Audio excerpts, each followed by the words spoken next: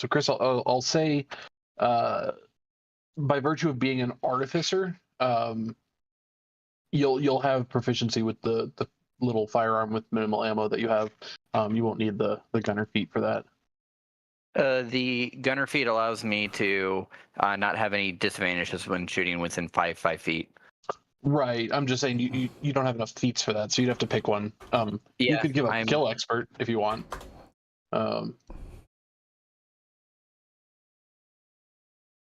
Okay, I'll let you know. Okay, skill opportunities. Languages. That's okay. Notes. We'll look at it a little more closely later. It shouldn't have a huge impact on tonight's session, I don't think. So, and if it does, I don't know. You'll probably get +3 to a couple rolls. It's not that big of a deal. So we are in Chult, wandering through the jungle. You guys came across you went looking for an old shield guardian companion of an old wizard that we read about in a journal. And you found him in the jungle, but he was inert and seemed to be dressed up and decorated as if he were worshipped, with tracks of many different types of creatures around him,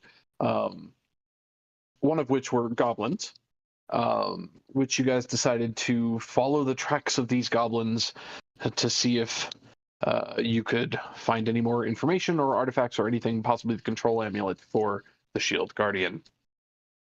A quest in 2 parts, but we came back around to it eventually. And you guys actually found your way to a goblin village deep in the jungle. Observing them for a little bit, eventually Tenzien and Gerald went inside to say hi. The goblins did not immediately attack, though it was difficult to communicate because they did not speak your language and you did not speak theirs. I don't think anyone speaks goblin, right? No. Fortunately, the elder of the village does speak common, so we were able to find some ground, but just with her at least. She and Gerald conversed for a bit. You saw that all of the goblins in the area were wearing wooden amulets carved to look like the control amulet for the Shield Guardian. Carved and painted, whatnot. So it was first a little difficult to wander around, but you discovered that the real control amulet is in fact here, in the possession of the elder that you were talking with. You expressed interest in having the real one. To her, it's a religious symbol, and to the goblins, it's a bit of a it's an artifact. It's for their religion. They don't know of its arcane properties that it might have. You offered to trade her for it, and while she's open to it, it is an artifact, and so it could be difficult for her to justify giving it away to her fellow goblins. And so she proposed a way that could make it more palatable, while still requiring a trade in the end, but just to facilitate the trade. You guys offered her the alchemy jug that you had discovered in the shrine of the Man of the Crocodile. Tenzien's very upset about it. Speaking with her, I think there was an insight check involved. You kind of got the impression that this elder doesn't place as much of a religious importance on this artifact and is a little more practically minded. And so something like the alchemy jug definitely interested her as a resource for her tribe to survive and flourish. And so she's open to that trade. And so now we just have to deal with the sticky point of religion and figure out how to justify trade with an outsider. She proposed that perhaps the easiest way of doing that would not be to trade with an outsider, and make you or one of you an insider, so that you're a goblin or an honorary goblin worthy of taking a religious artifact. And that's about where we left off. Gerald had agreed to this idea and asked to know what it entailed, and that's where we left off. Did I miss anything? Anything you want to say before we kick into it again?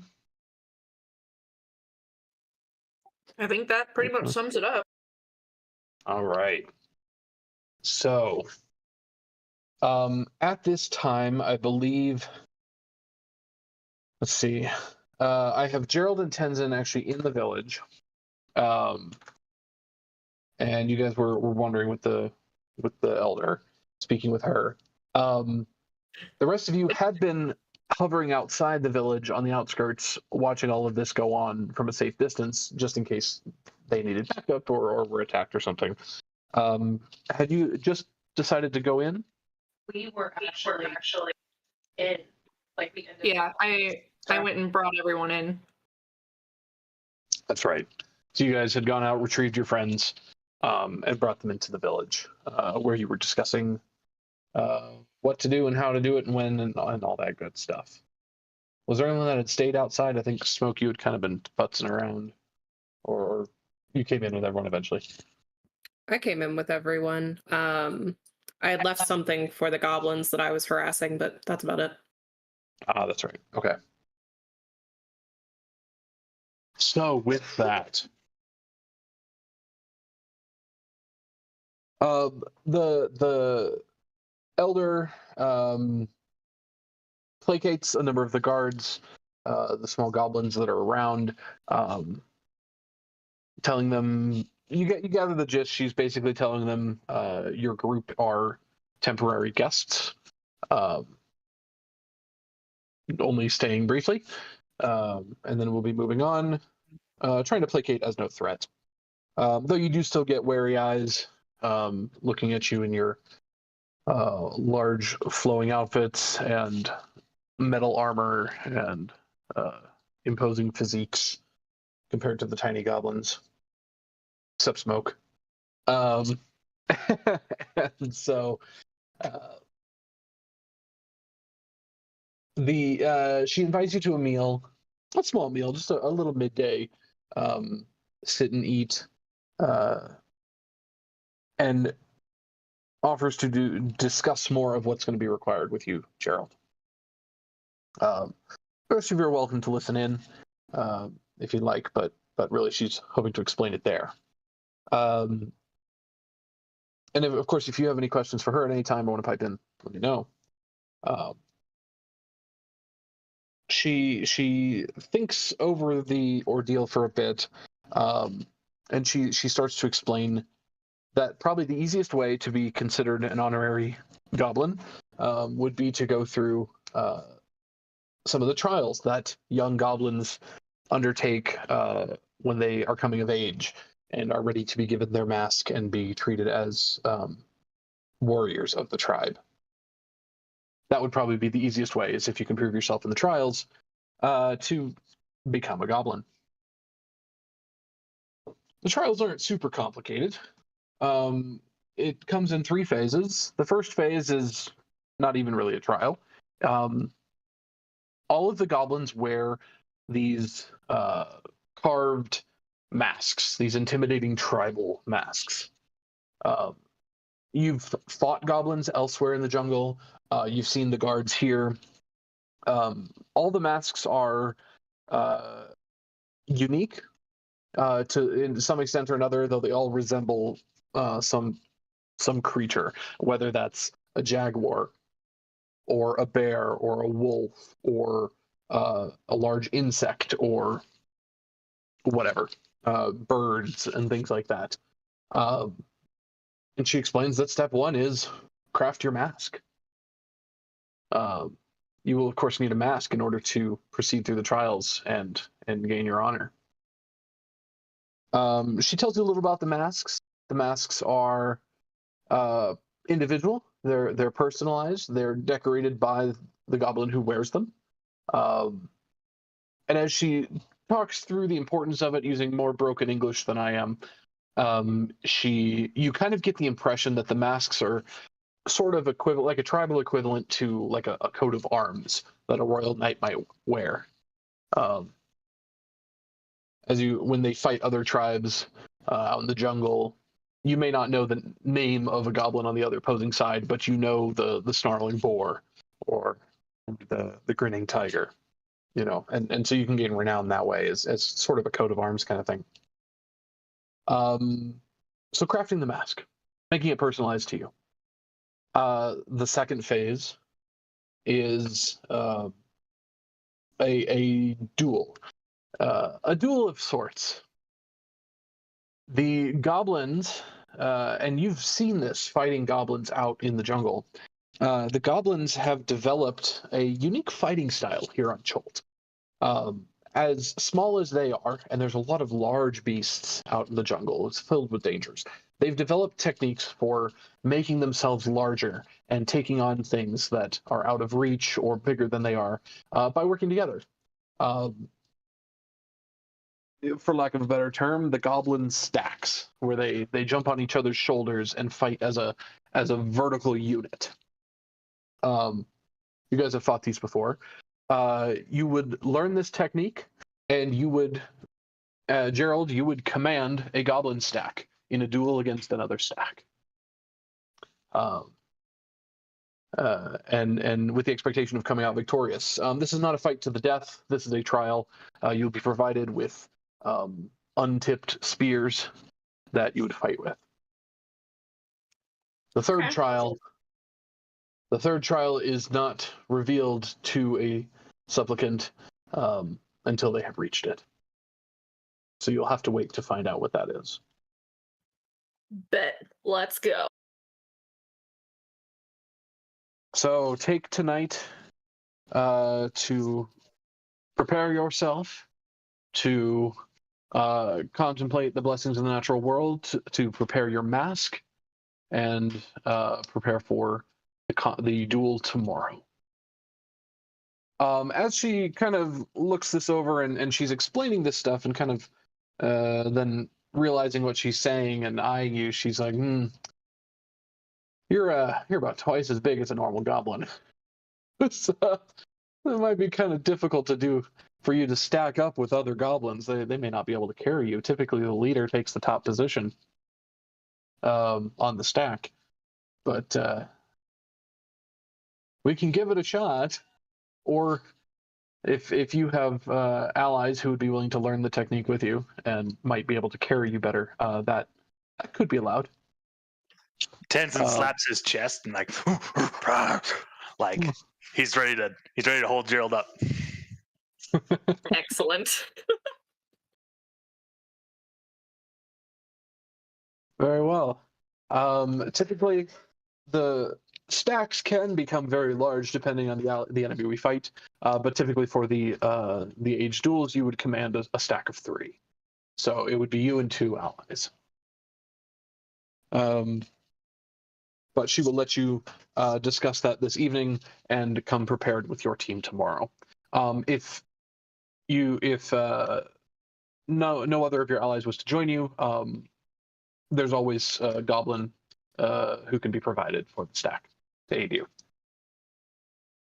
So that is the plan for tomorrow. But otherwise, be welcome in the camp. Please don't cause trouble. And hopefully we can all come to a brighter future together. As she kind of eyes the alchemy jug that you're still in possession of. Sweet. Cool. So Gerald will thank her for her hospitality, and then she will wander off to take over. Yeah, she'll wander off to take care of other matters. But just in general, if you need to reach out to her again, you guys can find her in the camp. So, all right, you guys, what are you up to?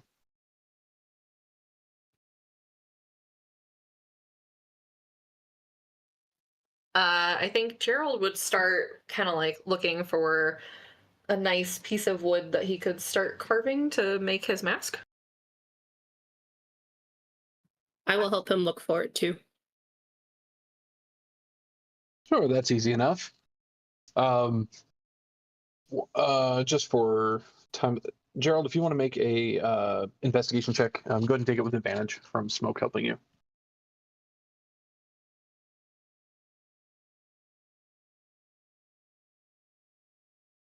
Three, excellent. Wow. You two wander out of camp, heading into the woods to find pieces, and it's tough finding some. It's a lot of green wood, smoke. You keep bringing pieces over and going, "Hey, look, this is a pretty good piece." And Gerald's like, "Yeah, but it's the wrong shape." Very picky, but nothing's quite to your standard.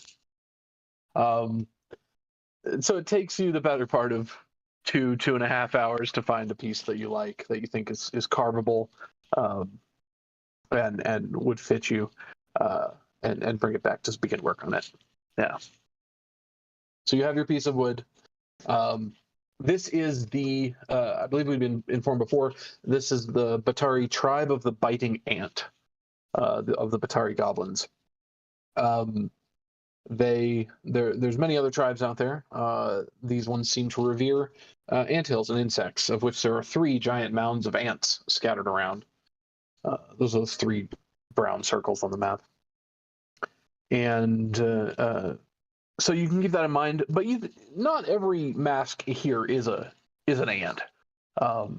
They do seem to have more insects than you saw out with other goblins, but it's other shapes. There's mantises and cockroaches and things like that,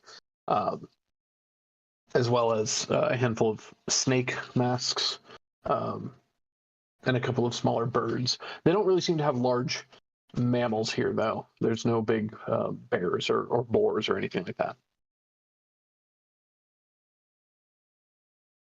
But what sort of mask would you like to make, Gerald? I am gonna drop one in Discord real quick. Ooh, exciting. Came prepared, had ideas. Is there anything else for the rest of you that you're wanting to do this evening in preparation? Exploration, conversations, mess with Gerald, whatever you want to do. Yeah. Christina is visibly uncomfortable, and she is staying near the edge of the village, just staying out of the way. Smoke will stay with Gerald, especially as he's carving the mask, because she has so much experience searching for artifacts and things like that. So while he's judgy about the wood, she's judgy about his carving skills. And then she'll also kind of just share knowledge from what she has learned about goblins in her travels as well. Thanks, friend. Ooh, very fun kind of mask there. Maybe I can put this in Discord. You want to know what I googled? What'd you Google? Scary wooden tribal chihuahua mask. Chihuahua mask. Interesting. You know, that energy matches Gerald. I get it. Right.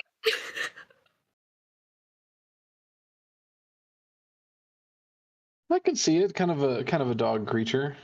A little more of a hyena or something, but yeah, I dig it. All right. And who in tomorrow's trial, who will be presenting themselves as part of the stack? Would you like to have a goblin provided? You Tenzien and a goblin, or would somebody else like to join the stack? Well, so you said the leader goes on top, so it would have to be Tenzien and then another strong person in the middle for me to sit on top of everyone, right? Perhaps. If I can sit on top, I'll do it. You can use Right, Gonk. that's what I was thinking. Oh! Use Gonk. Oh my god. Could Gonk support Tenzien and Gerald? But Let me go Gonk look at wouldn't his be able stats. to move very well, though. So you'd probably still want me on the bottom and Gonk in the middle to act as a platform. And So- then he can provide disadvantages. At some point in the evening, you have the elder comes back and approaches you guys. Many hours later, you've been working on your mask. You've been discussing things like that, and she comes up and followed by a small group of goblins that are coming with her. They look very fierce, carrying functionally quarterstaves. And she comes up and says that you are probably unfamiliar with this battle technique. She has a couple of the warriors here that are willing to show you how you fight in the stack and do a demonstration, perhaps a little practice so that you understand how the technique works. Yeah, that'd be great. I'll ask her if it would be possible for my third companion to be smaller than I, and I instead control from the middle. It can be done. Generally, the one up top is calling the shots as they have the greatest visibility. But the most important thing in the trial is that your stack wins. Excellent. Then I would like to The present mark of my team sorry. as Tenzien and Smoke. Okay. The mark of a leader and a warrior is knowing where best to place your assets. So, and sometimes that doesn't always mean you. Sweet. Then that is what I'm going to do. Tenzien will be on the bottom, I'll be in the middle, and Smoke will be on top. As amusing as it would have been to have a dwarf stack. That would have been hilarious. With 3 dwarves, but we have Gerald. No, I'm kidding. Gerald and Smoke. Okay, interesting. So they begin to show you guys a bit of the technique, showing you how to move and position yourself and sit on each other's shoulders, that kind of thing, in such a way that you can still appropriately utilize a spear and a shield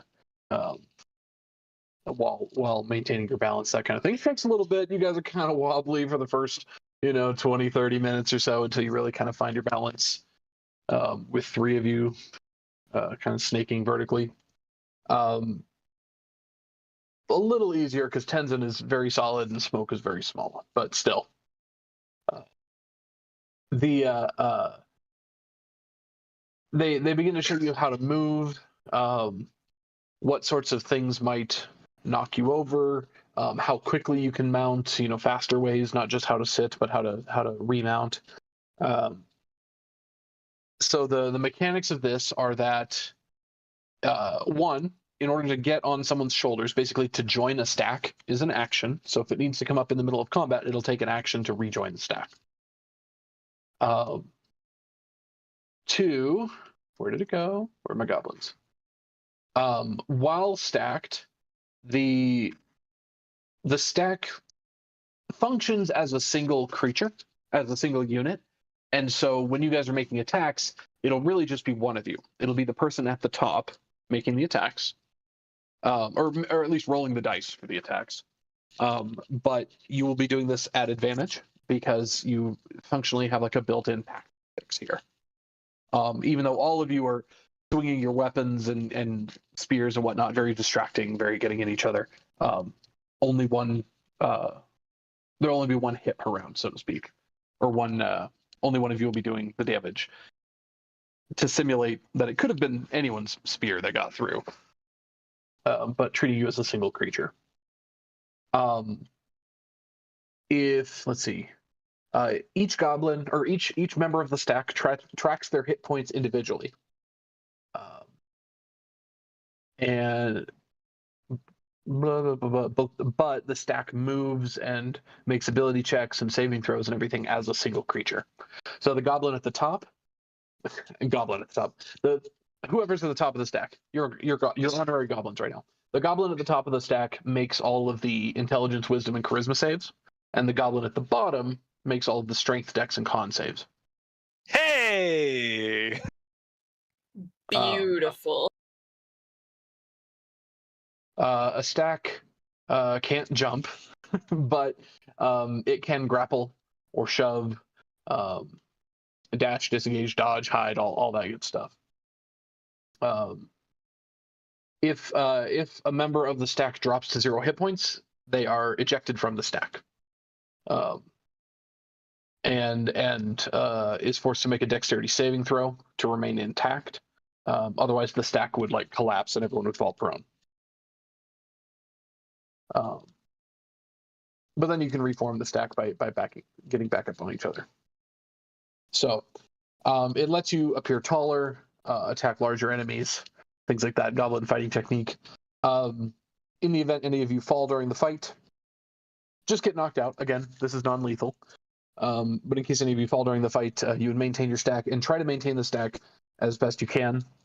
But of course, if it's down to just one of you, you can keep fighting because you're just a one-person fight at that point. Last stack standing wins. So this is the trial. I like it. I hope all that made sense. We'll bring it up again if it ever comes up in the fight.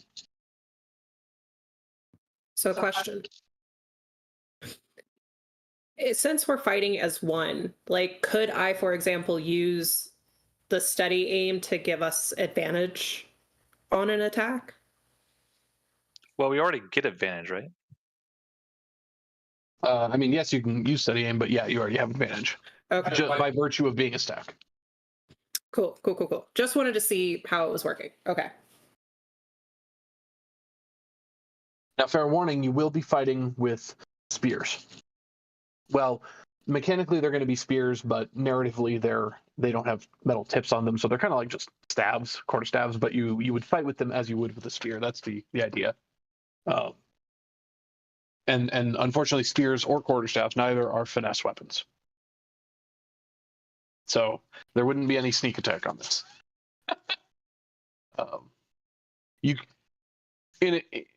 In a non-simulated scenario, if you guys decided to just stack up out in the middle of the field somewhere, and during a fight, you can use whatever weapon you want, and then it's finesse with advantage. Or if you did a ranged attack from atop a stack. But using the provided spears, it's not going to be a finesse weapon. So you'd be using your strength for attacking. So just keep that in mind for whoever's rolling the attacks at the top of the stack. Do I need to make the attacks, or can Gerald make the attacks? Yep, top of the stack makes them. Ooh. Damn. So yeah, maybe we don't want her up top then. And you're kind of learning all this and working this all out during the training. You're like, ooh, I'm not super dexterous up here at the top where I don't have control of my own movements. We might need the professor. What do you need? Agreed. Would you be willing to be either my middleman or my top man? Well, here, have him be the middle. So then he's just like kind of transferring stuff to you, and then you be at the top, so then you can make the attacks as Gerald does. Okay. Would you be willing to be my middleman, Professor? You're putting a lot of faith in a very generic character. But yes. Excellent. Okay. Sorry, Smoke. No, that's totally fair. All right. I say let's do it. Okay, you guys work at this for a couple of hours with the trainers. It's all very mimey. They kind of just show you what to do, kind of adjust your posture a little bit, test you, fight a little bit, but none of them speak common. So it's very quiet training, so to speak. Or no talking, all show, all charades. Perfect Tenzien style. Tenzien's loving it. It's great.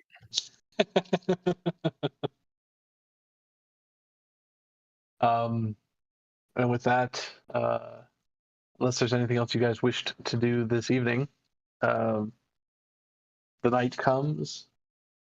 There's a rain that kind of downpours, but the canopy above the tree offers decent shelter from the rain.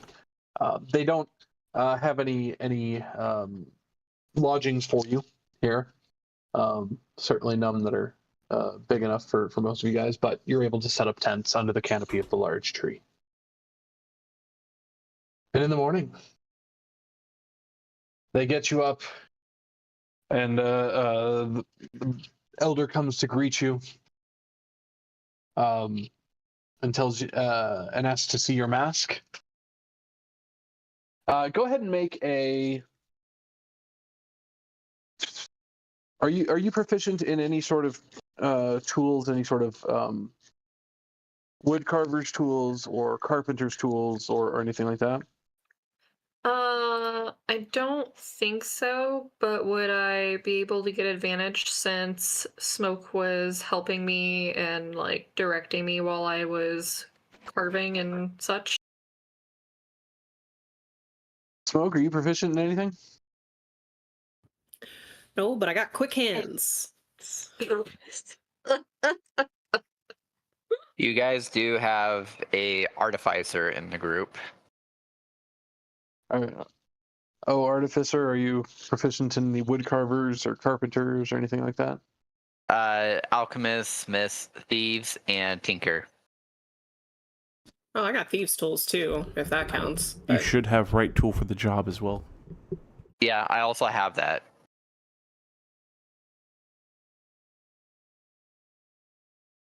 Navigator's tools. What is right tool for the job? Does that give proficiency? No, it's one of my class features. With Right. thieves tools or artisan tools in hand, you can magically create one set of non-magical artisan tools. They vanish when you use this feature.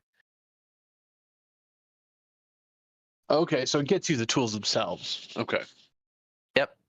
Yeah, okay. So Christina's able to whip up a set of carving tools, though you kind of look at each other and none of you have really done any wood carving enough to be comfortable with any of these, but it is the appropriate tools, and so you kind of set to work. I mean, there's between your tinkering and smithing, Thoridne has some masonry expertise.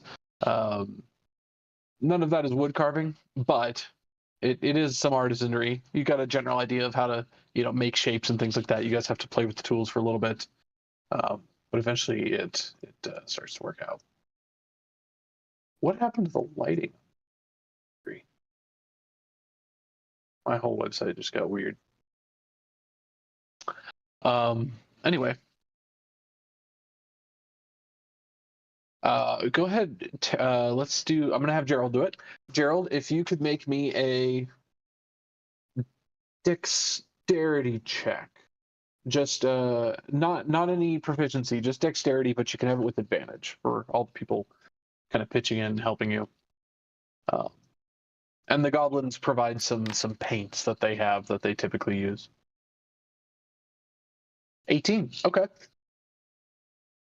You got the mask looking pretty good. Sweet. It might require some sealant or something, but for the short term, it'll definitely work. It's a nice, proper, intimidating mask. Looks pretty good. So with that, you present it to the elder. Soon, put it on, see how it fits, that good stuff.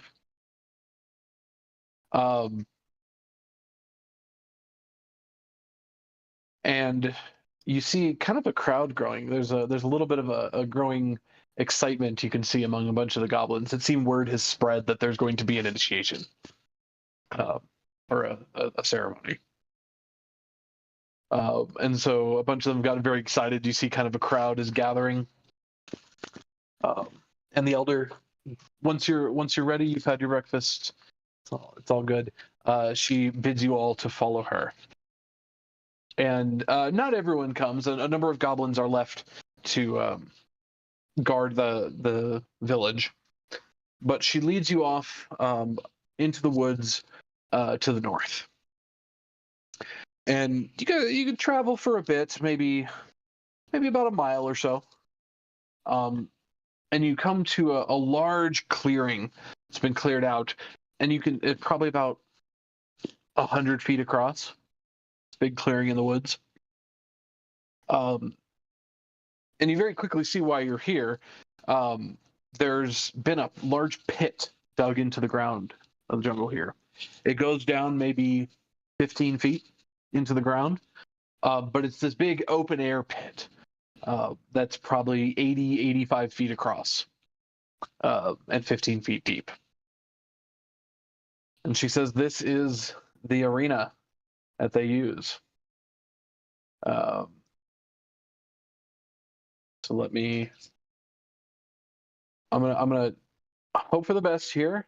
I really hope there's proper illumination. There may not be. We'll see what happens. Let's take a look at this banana.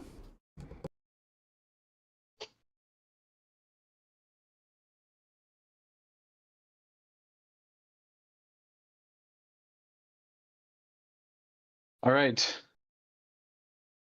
Assuming you can see this. This map is of the inside of the pit. Like if you were down in the fighting pit, this is what it would be. So you all kind of gather around the edges here. And there's a bunch of goblins gathered around, all to watch the fight.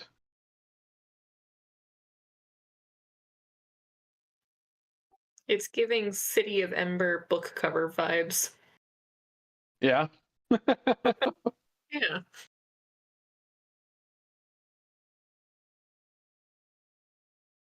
This is the pit. This is where you will fight your trial today.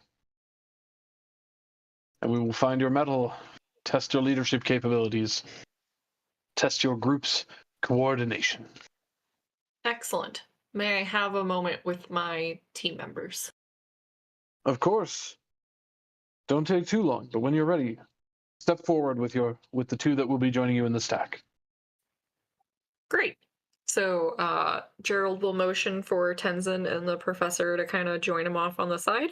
And I'm going to cast Bless on the three of us. Oh, very nice.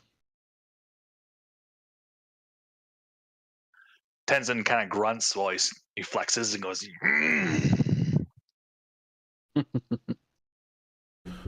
should have used the bathroom before we came in here. again, Probably. not named Professor Menmis. It'll be fine. All right. Please put down your weapons. You can hand them over for safekeeping. She doesn't really care for them to be handed to her specifically. You can hand them to the other party members if you wish. But you give up the weapons you're carrying, and they hand you each a spear and a wooden shield. An untipped spear, so a quarterstaff. But you're training last night. You know what you're doing, sort of. And she says, "All right. Down into the arena, assemble your stack." And for this, unless it becomes a relevant point, I think we're just going to have the Gerald token. Or actually, who's at the bottom of the stack? Tenzin? Tenzin is. You know what? We're going to use the Tenzin token so that you can control the movement of the stack. Okay. So the Tenzin token is the bottom of the stack there. And a group of 3 goblins, similarly garbed. They're all wearing the masks, but nobody seems offended that 2 of you don't have masks. All right. Assemble your stack, and we shall begin. Technically lasts for a minute. Benefit of the doubt, I'm going to assume you did this pretty close to like as quick as soon as you could, close to the start of the combat. So we'll give it like 8 rounds instead of 10. That's all right. I'm gonna have Gerald and the professor's tokens here up top, just so we can track your hit points separately if necessary. And Tenzin is down in the arena. All right. The goblins across from you, it's hard to make... You can't see their facial expressions hidden behind the masks, but they look gruff, they look wiry, well-seasoned fighters of the goblin tribe. And actually, you're a bit of a tall stack, just with Gerald's height, and then dwarves are taller than goblins as well. And so you can actually see the as you do a quick count, you realize there's actually 4 goblins stacked in the stack there, but only to match your height. Yeah, I think that's fair. All right. Let's go ahead and roll initiative. And this is going to be, I believe, well, unless you really want to, Gerald, I think this will be Tenzin rolling the initiative with the dexterity control. Yeah.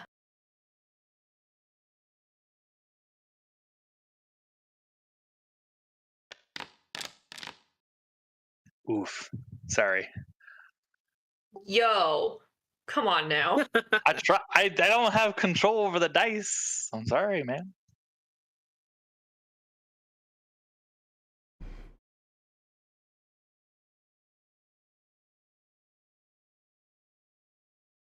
The goblins roll ahead of you, but I guess the difference doesn't matter that much. All right. You begin 20 paces apart. And it kicks off. And just as expected, you guys rush at each other, and the goblin stack rushes in and starts poking at you with spears, testing your defenses.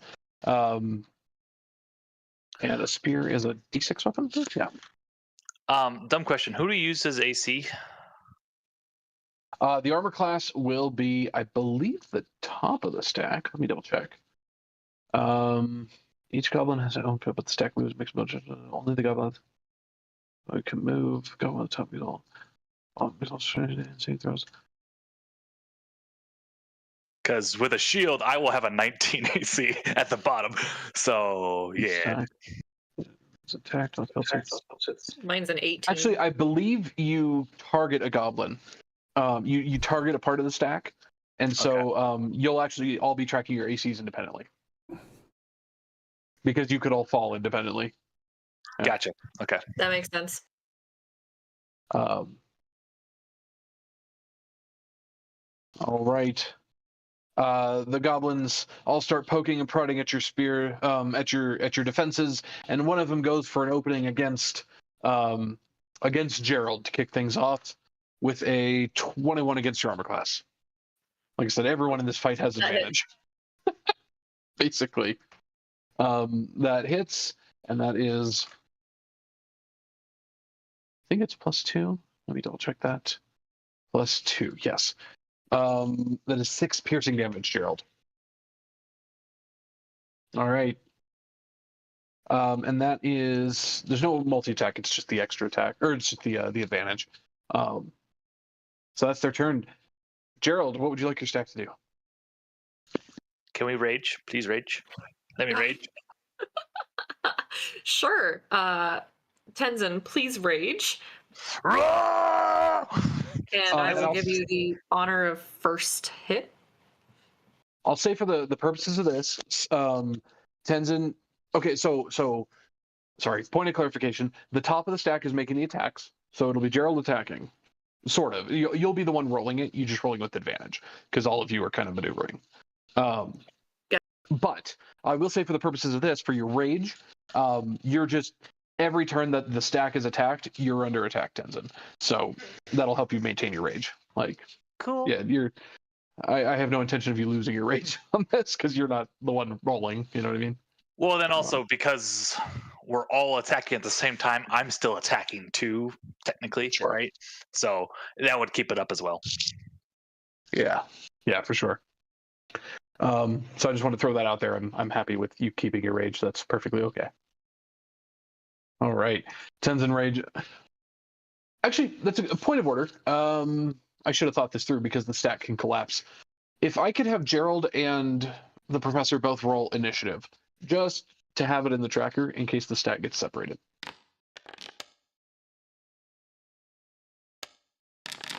Beautiful, Professor. Absolutely beautiful.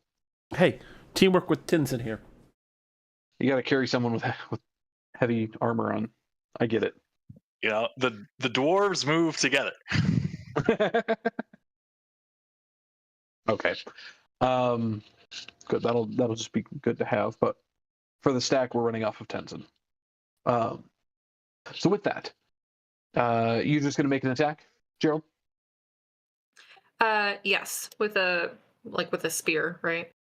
With a spear. So it'll be strength plus proficiency, like normal. And then the damage is a d6 weapon. And you have advantage, so however you want to do that. 22, excellent.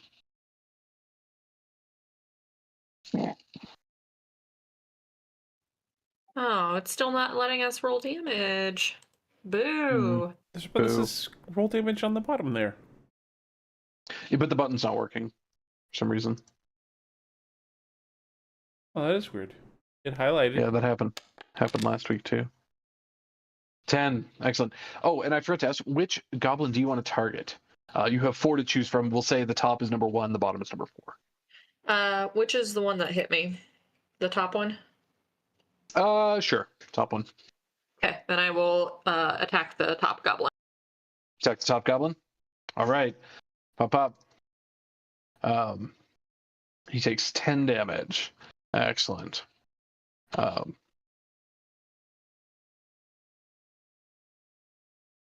And you see that that really knocks his chin. And then top of the round, you start to hear this weird movement in the arena around you. There's some sort of scuttling sounds. And looking around out of the corner of your eye, you see hundreds of insects, centipedes, beetles, spiders, ants, all kind of coming up out of holes and mounds in the walls, in the ground, all around this dirt pit. And there are now swarms of insects entering the battlefield. Well, that's concerning. Scuttling out along the ground.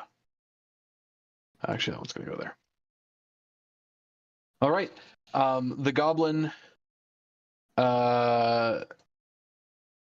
she's going to maintain his position for the moment, that stack, and they take some stabs at you, and the one that gets through is to Gerald again.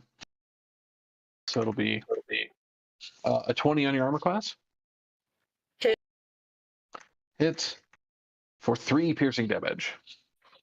Yeah. All right. Tenzien? Or, well, Gerald, I guess. Gerald's turn. I attack again. Okay.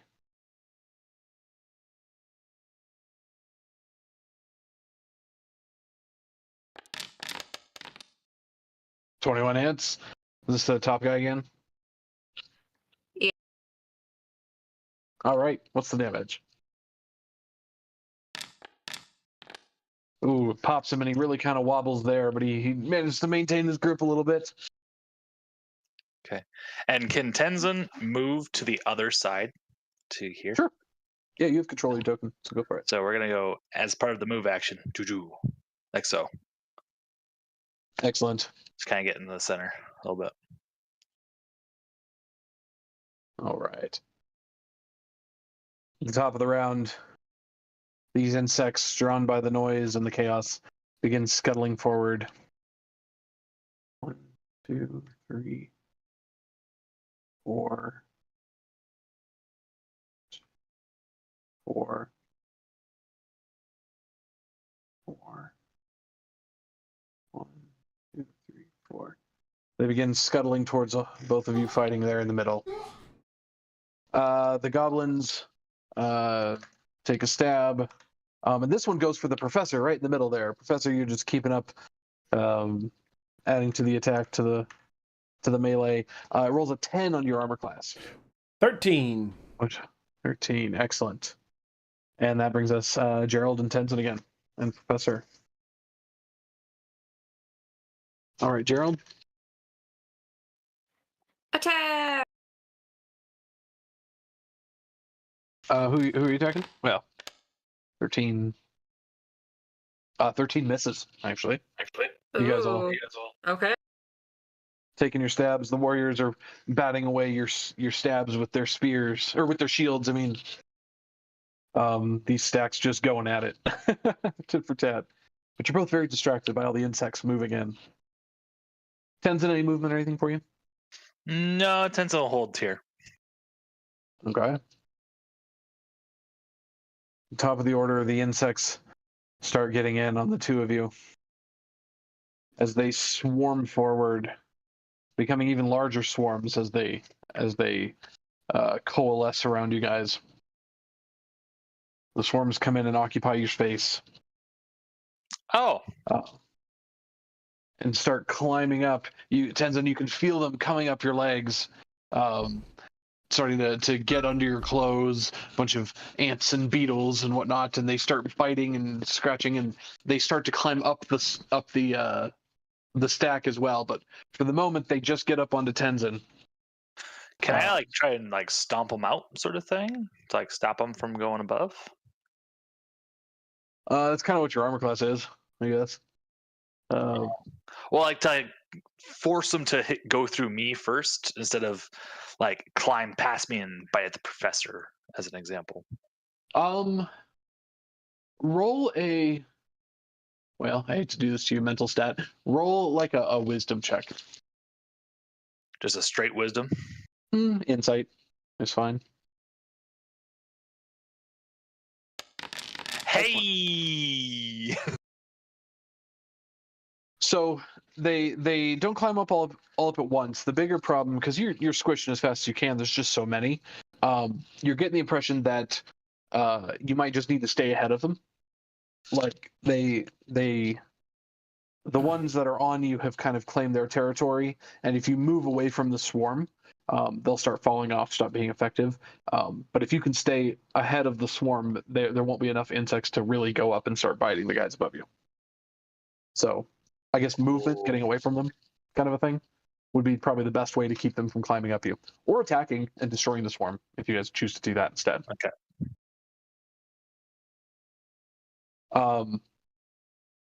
So the two swarms start biting at you, Tenzin, because there are two of them here. But they don't have advantage because they're not a stack. The first one on your armor class, holy crap, a 22.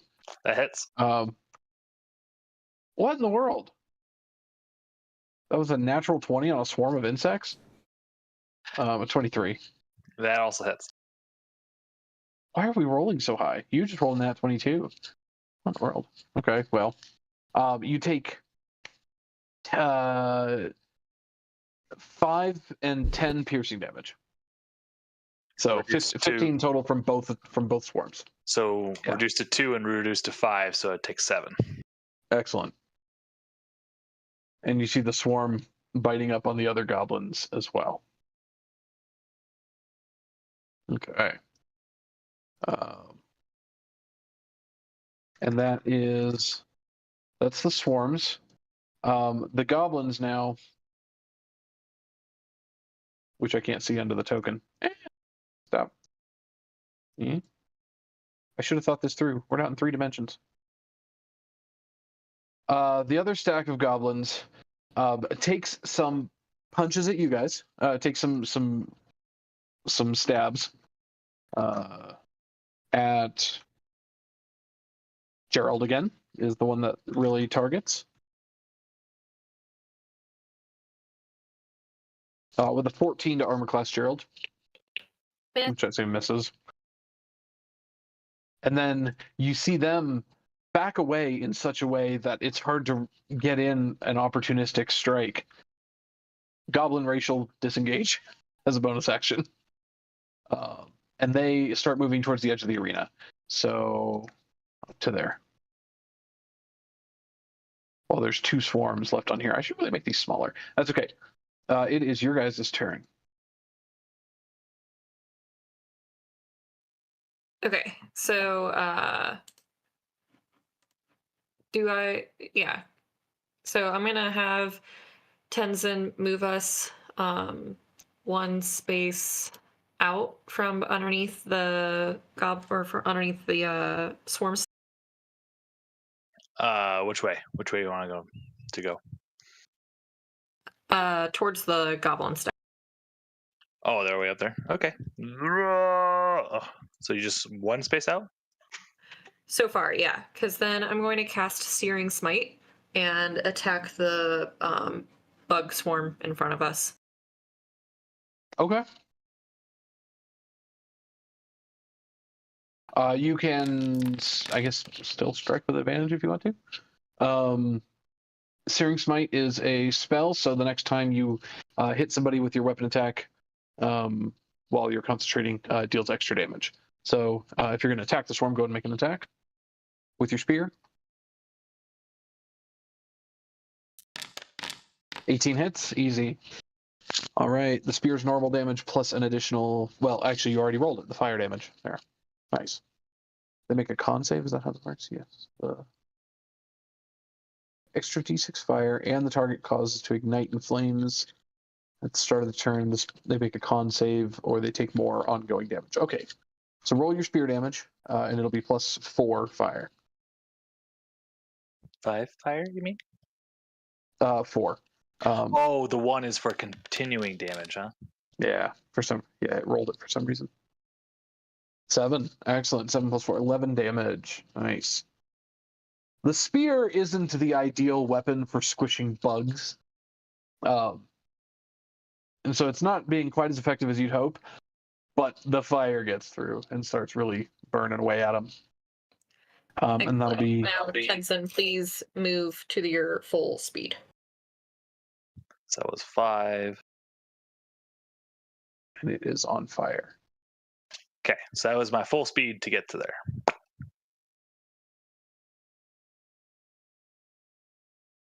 Flames. Okay, cool. All right. That is the turn. Sorry, Jason, I don't have much for you to do in the middle of the stack. I'm just here for the ride. You'll be important if Gerald falls off. Speaking of which, the goblins, the large stack ahead of you, as they see you running, they turn and wait for your charge up, and then they push and do a big unified shield bash to try and knock you guys over. So if you could make a, this will be Tenzin at the bottom of the stack. If you could make a, what is it, athletics check, I believe? Opposing a shove. Okay. Yeah. And you have your rage advantage. So 21. 21. And we're going to be 20. This will be E20 plus, what is the goblin's shove? Oh. Nope, literally won't work. They have -1. So they can't beat a 21. So they all make kind of a unified shove, and you all kind of wobble, and then, but maintain your balance with Tenzin's solid stance. And that's their turn. So now it is, oh, I skipped the insects, so they need to swarm after you guys. Here we go. 5, 10, 15, 20. 5, 10, 15, 20. Wait, was it 5, 10, 15, 20? They just get up on you. Insects go, they were right there. So it's 5, 10, 15, 20, and there. They come swarming up at all of you guys. Their reach is 0 foot, so they can't attack you this turn.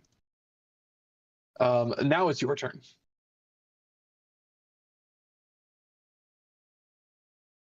What would you like? Gerald? Do we attack the swarm again, or do we attack the goblin stack? I'm kind of leaning goblin stack. Okay, we're going to attack the goblin stack. I also forgot to do the ongoing damage, so you decide what you're doing. I'm going to roll fire damage.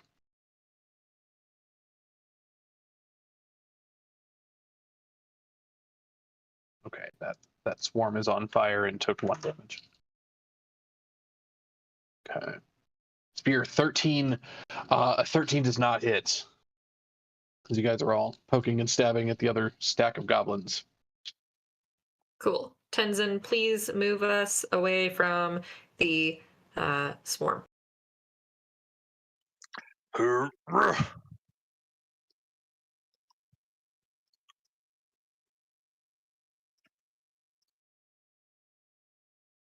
Oh yes, and I didn't say it earlier, but unlike normal, say, grapple rules or something where you're moving at half speed, the little bit of training you got last night about how to balance yourselves and move as a bit of a unit allows your full speed. Oh, okay, good. As opposed to half speed or something. Yeah. Oh yeah, I'd be basically useless if it was half speed. All right, top of the round, this is the Swarm, because they were at the top. I skipped them last time, but they're at the top. Two of the Swarms break away to continue to come at you guys. 1, 2, 3, and 4. The fire one gets up on you. 1, 2, 3. Ooh, and the second one gets up on you as well.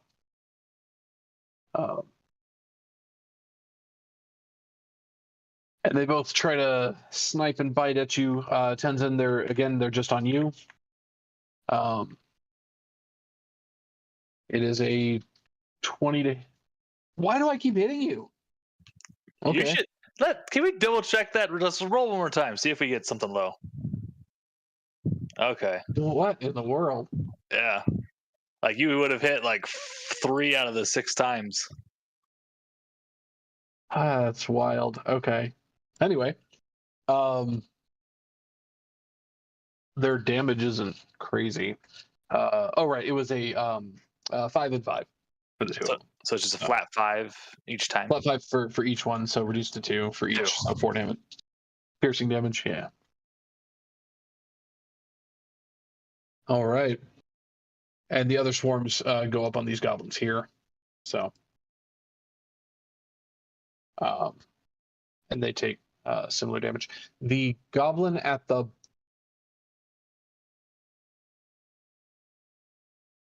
actually, I rolled those earlier, so I'll just take those like 18, 19 or whatever. I shouldn't have turned those off. The goblin at the bottom stack. Okay, so he takes a bunch of damage as well.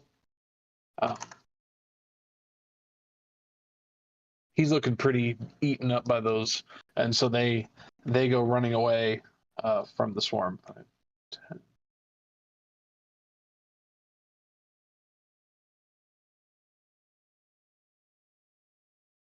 $15, $20, $25, $30. They come up here, and they try to poke at Gerald again. Okay.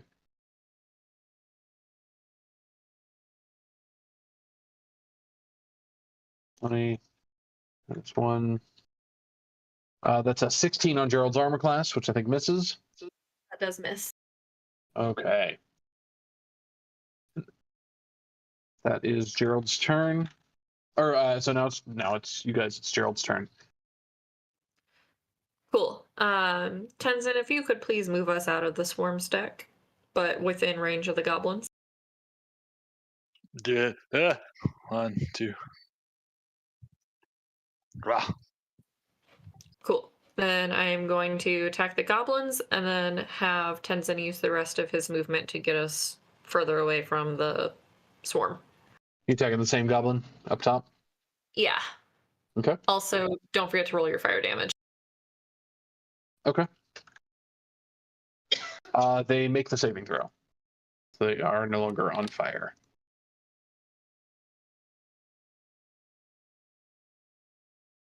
All right, Gerald rolled a 24 to hit. Yes. And with that, the top goblin goes toppling off of the pile, seemingly unconscious as you whack him on the back of the head and goes flopping off. The stack is 3 tall. Excellent.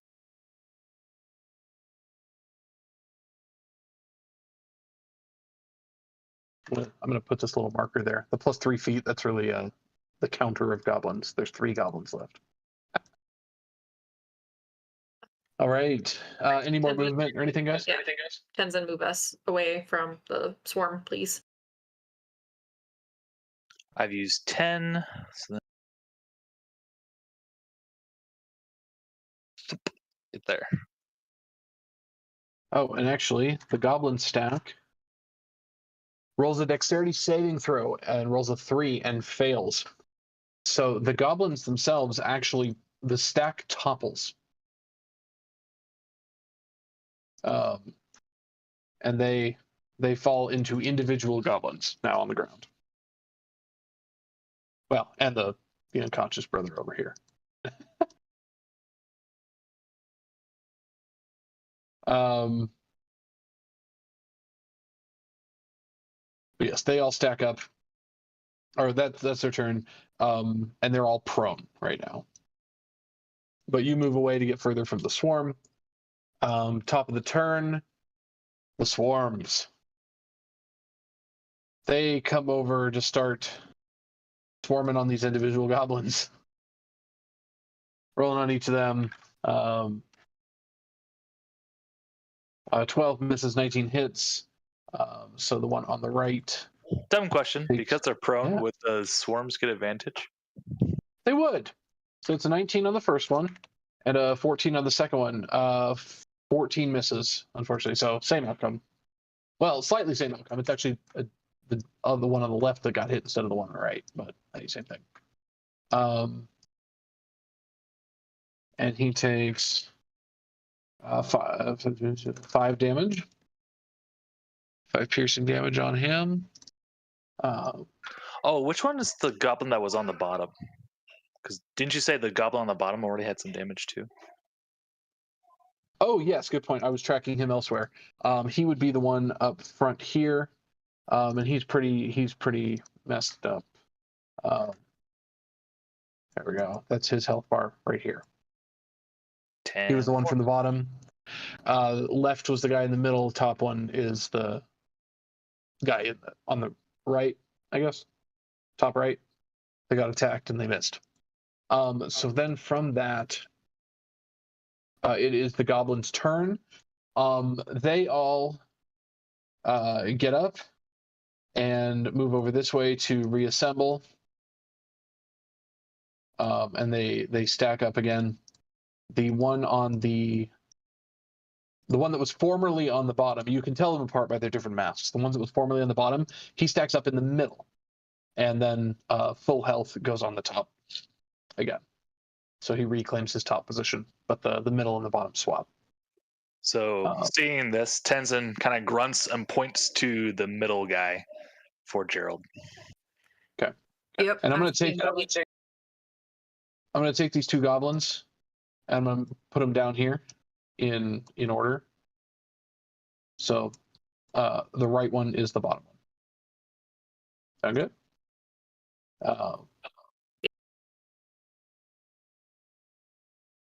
So that's their health tracking. But they move over there. They use their actions to reassemble.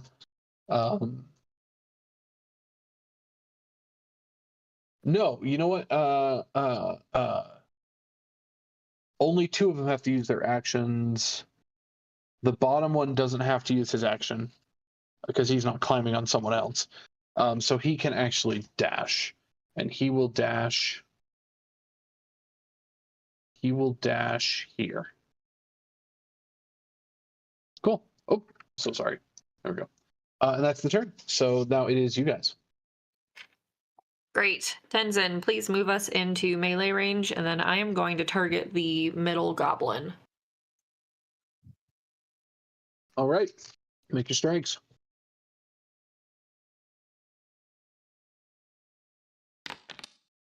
$16 hits.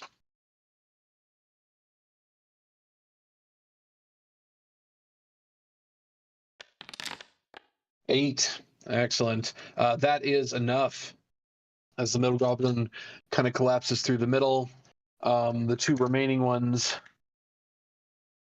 make a dexterity saving throw, and they're able to kind of maneuver where the top one does kind of this jump as the hit impacts. He jumps off the middle one's shoulders, just kind of a little hop up in the air as the middle one falls backwards, collapsing into the ground, and he lands square on the bottom one. So now it's a 2 stack. They were able to make their dex save to stay stacked. Damn. He falls prone right there.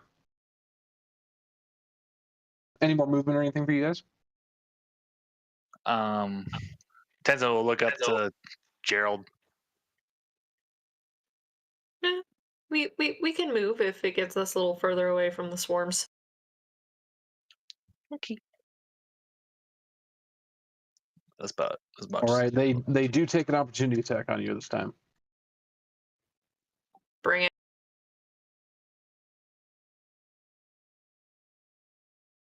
All right, it is a 8. Oh wait, let me see which one they're attacking. They are attacking. This will be Tenzin this time. That is so an 18 on your armor class misses. the shield right. bounced up to a 19. So Right. All right. Swarm turn. The swarms are coming. One of them stays behind and starts going to town on the guy that's unconscious. And you see a couple of other goblins jump down into the arena. Now that your fight has moved on over this way, a couple of other goblins jump down and start dragging this guy out to get him away from the biting insects.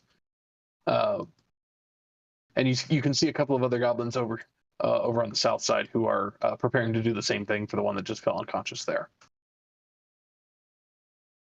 The swarms themselves move south. They were both there, so that makes it wrong control. They get that far, and they were both right there, right? And there. Cool.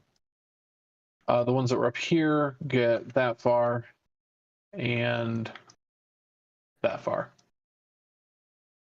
Okay. Goblin stack. They rush at you. They kind of have to reach to get at Gerald now, and so they're just deciding between the two of you on the lower end. It looks like it's Tenzin again with a 17 to armor class, which misses. And that's Gerald's turn. Actually, they're going to move around a little south of you. Yeah. Okay. You said it's the bottom one that has taken damage, right? Correct. Okay. A little bit. Then I'm going to aim for the bottom goblin. Okay.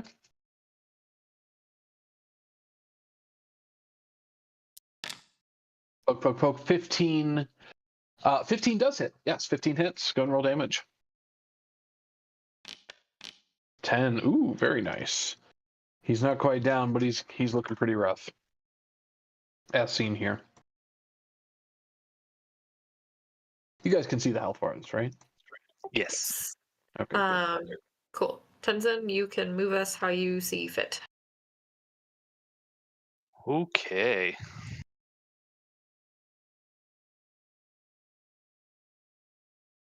I'll kind of back up to the wall a little bit. Okay.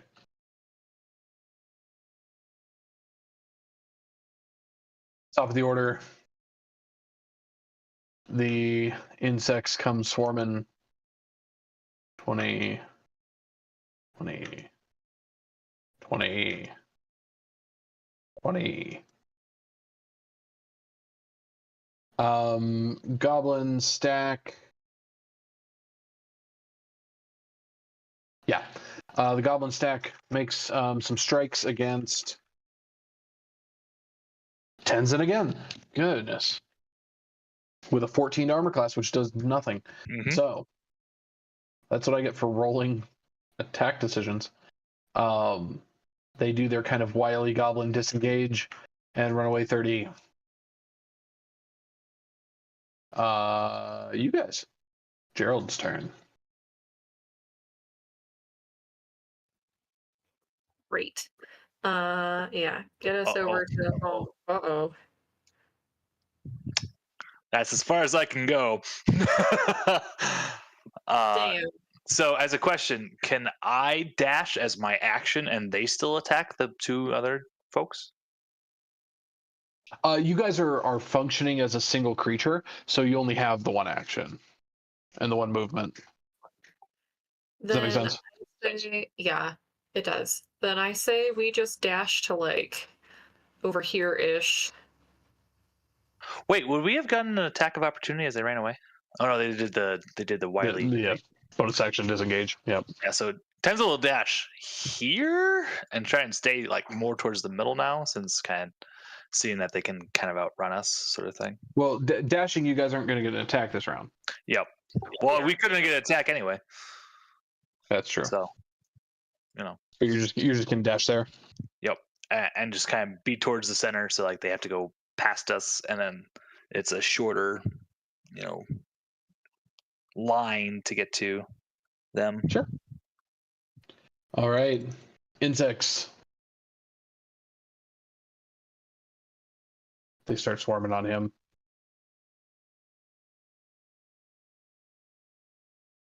Yeah. Hey, Nathan. Hey, Nathan. What's up? GM. So, quick question. Was Christina part of the group when the chiefess was explaining the rules for the trial? Sure. Yeah. Did you want to try and do something during the fight?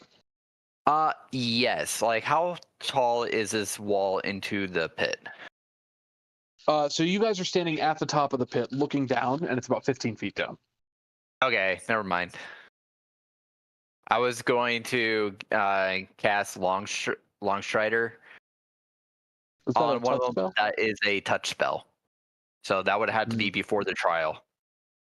Gotcha. Damn, that would have been a good thought, though. And funny enough, with how tall of a stack that the three of you make, you're actually probably like Gerald is probably near the top of the pit. Like if she were to run to a wall, you might be able to reach out and tag her. The problem is she's not controlling the legs. It's Tenzin down there. So yeah. Yeah. Can I lower myself down, or would that be against the trial? It'd probably be against the trial. The goblins that ran in waited until the combat was on the other side, until they even went in to go get someone that was unconscious. So yeah, it'd be against the spirit of the trial, especially because it's non-lethal. You know what I mean? Okay. Next question. They might get a little angry at that. This will be a little finagling, but can I? Nope, never mind. I won't be able to transfer any spells by throwing a rock at him with the spell cast on the rock. Probably not. Unless I've really forgotten how artificers work. Don't worry about it, Chris. Okay. Missed opportunity. Continue.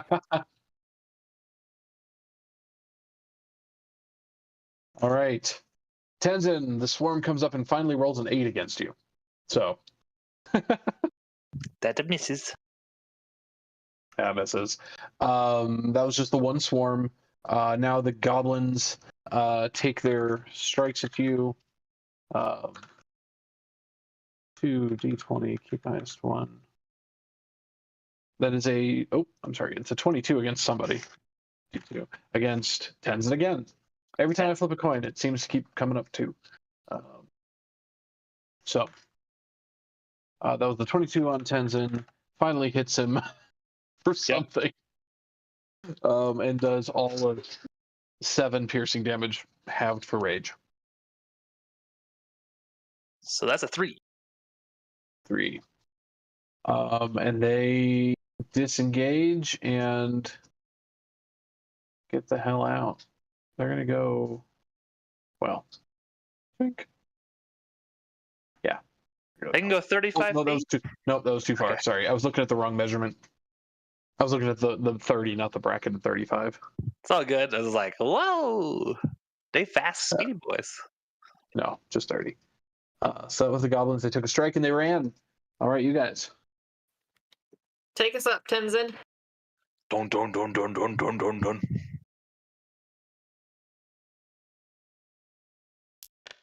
Ooh, crit. Are you still going at the guy at the bottom? Yeah. Because you were trying to knock him down, right? Yeah. All right. What's the crit?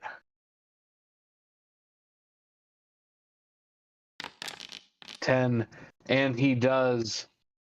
Well, roll the extra d6. Okay. I guess it doesn't matter, huh? The guy at the bottom collapses. The one on the top rolls a dexterity save, not to maintain the stack, but to see if he falls prone, which he fails, and so he actually falls prone there on the ground. Nice. and he is the last one on the stack.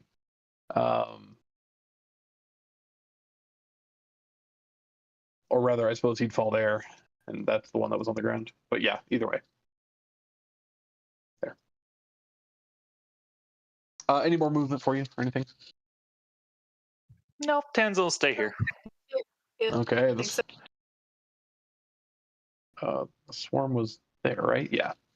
So the swarms come up just because I want to attack you. They're going there.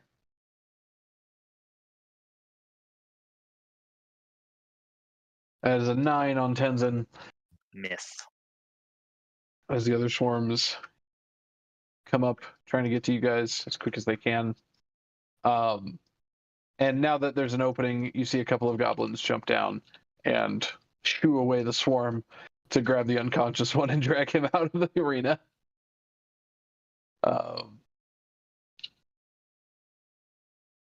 The goblin himself, the last one standing, stands up,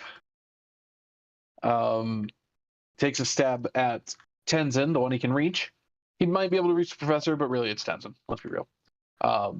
But he no longer has advantage because he's not in a stack. So it's an 8-tier armor class. He disengages and gets about that far. All right, Gerald, your stack has dominance. The mission is After almost him. complete.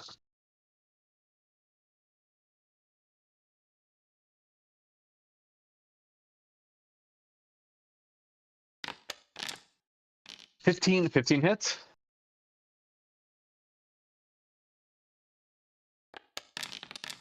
All right, 8 damage. Chunk. And I'm just going to go real quick, unless you guys are wanting to move more. The swarms are pretty close, though. Just saying. Go for it.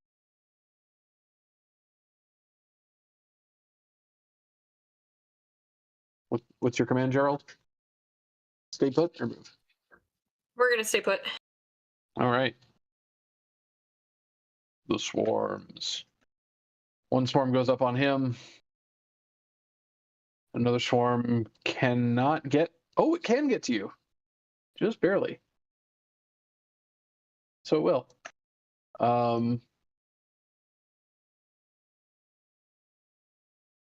Another swarm... Oh, can get on him. Okay.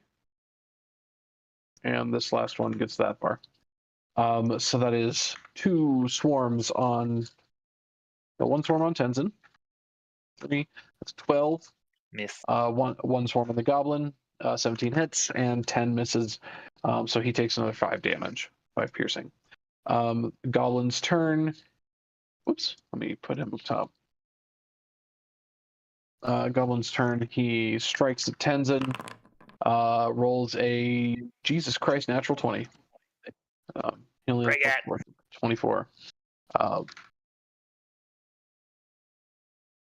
For 8 piercing damage total. Reduced to 4. Reduced to 4. He disengages and takes off. And that is your turn. After him. Dun, dun, dun, dun, dun, dun, dun.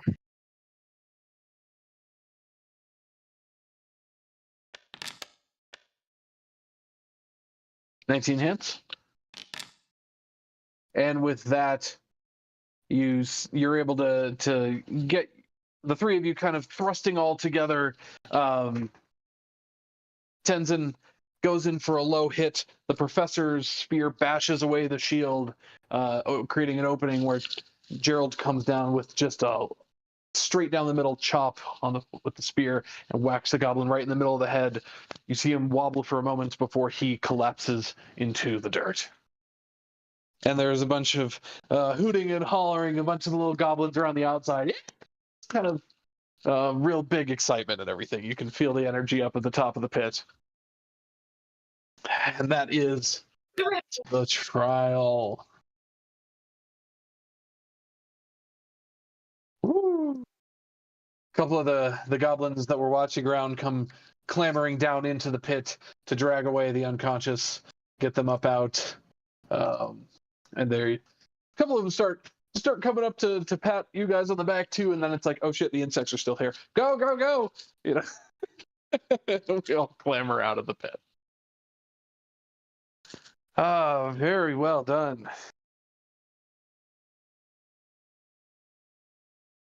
So that is a goblin fighting stack technique. Stacks can be any size. They're really good for reaching high places, fighting things up there. But as you can see, they have their drawbacks too. So what did I miss exactly? Gerald's The becoming a field man in the beyond- eyes of goblins. Gotcha. Yes. Going from a goblin to a goblin. Gotcha. And now, the best part, sort of, the funniest part. With lots of cheering and congratulating, very excited. You start tending to some of all the little bite marks along your legs, Tenzin. It's like, ooh, you still got like a weird centipede kind of crawling up the middle of your back. Like, get that off. But licking your wounds after the thrill of a fight, they're very congratulatory and start leading you back towards the village, where you had left. Someone should probably heal Gerald for the little damage he took. I can do that.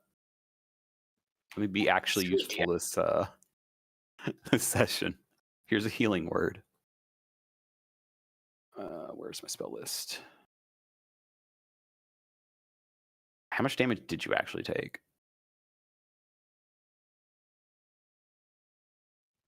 Nine damage. Oh, okay. Well, then let's make it. Let's make sure that you get to full then.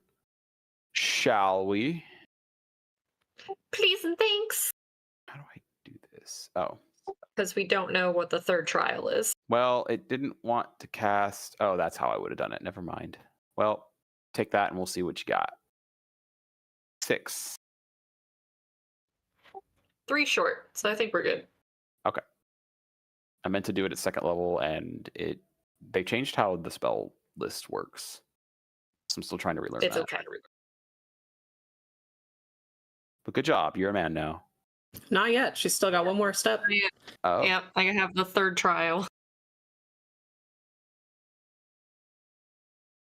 The goblins that you faced are quickly brought back to consciousness along the side. They're pretty beat up, limping, but they seem in good spirits. This is a celebratory occasion, not a horrible loss of defeat. There was no prize for them to be won. They were here to test your mettle, and test it they did, and you were found to be worthy.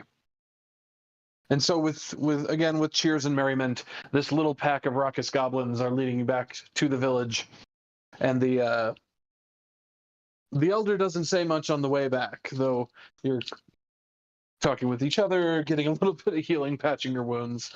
It's only about a mile's trek. Back in the village, the goblins seem to know what's coming next. You see a lot of them starting to gather under the tree. And you can hear lots of chattering. Word seems to be spreading to the goblins that didn't come to the combat. And the elder kind of leads you guys forward, walks you up there. And just a reminder, Zach, nobody here speaks Goblin, and none of the goblins speak any languages you guys speak, except for the elder who speaks Common. Yep. So it's just like the one person to communicate with. Gotcha. Excellent. But she leads you guys forward with Gerald and Tenzin and Professor Benmus at the front as the worthy combatants. And then she kind of turns around, leads the group of you over towards one of the large anthills, the one next to the water there, the big dirt mound circle way over here. There you can see some branches of the tree that kind of loom out, putting some shade over the area of the cloudy sky that looks down. There's no rain this day, though the sun isn't really out either. It's kind of overcast. But staying under the little bit of shade that the tree provides, The elder kind of raises her little goblin hands towards the gathered crowd, and she begins to speak, but she speaks in goblin towards the assembled crowd. After saying about a sentence or two, she turns to you guys and appears to repeat herself in common. So I'm just going to give the little speech, but know that she's pausing every now and then to say it in goblin and then repeat it for you guys in common. She says, "But Fighting Ant tribe, we have a new supplicant, one who has come of age to prove their mettle and become a warrior of the Spatari clan. I present to you Gerald of the humans. Gerald has learned our ways. Look, as she wears the symbol of the great guardian of the woods." And she kind of references the control amulet replica that you had gotten last session. That you had, I think you had tied it on a belt, maybe, Gerald. She kind of points to that and goes, "Look, as she seeks to learn our ways, and honor the Biting Ant clan.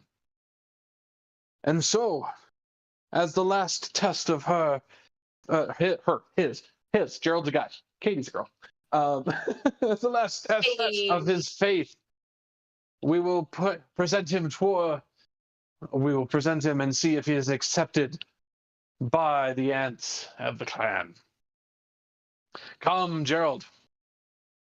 Come, and we will see if you are accepted by our guardians."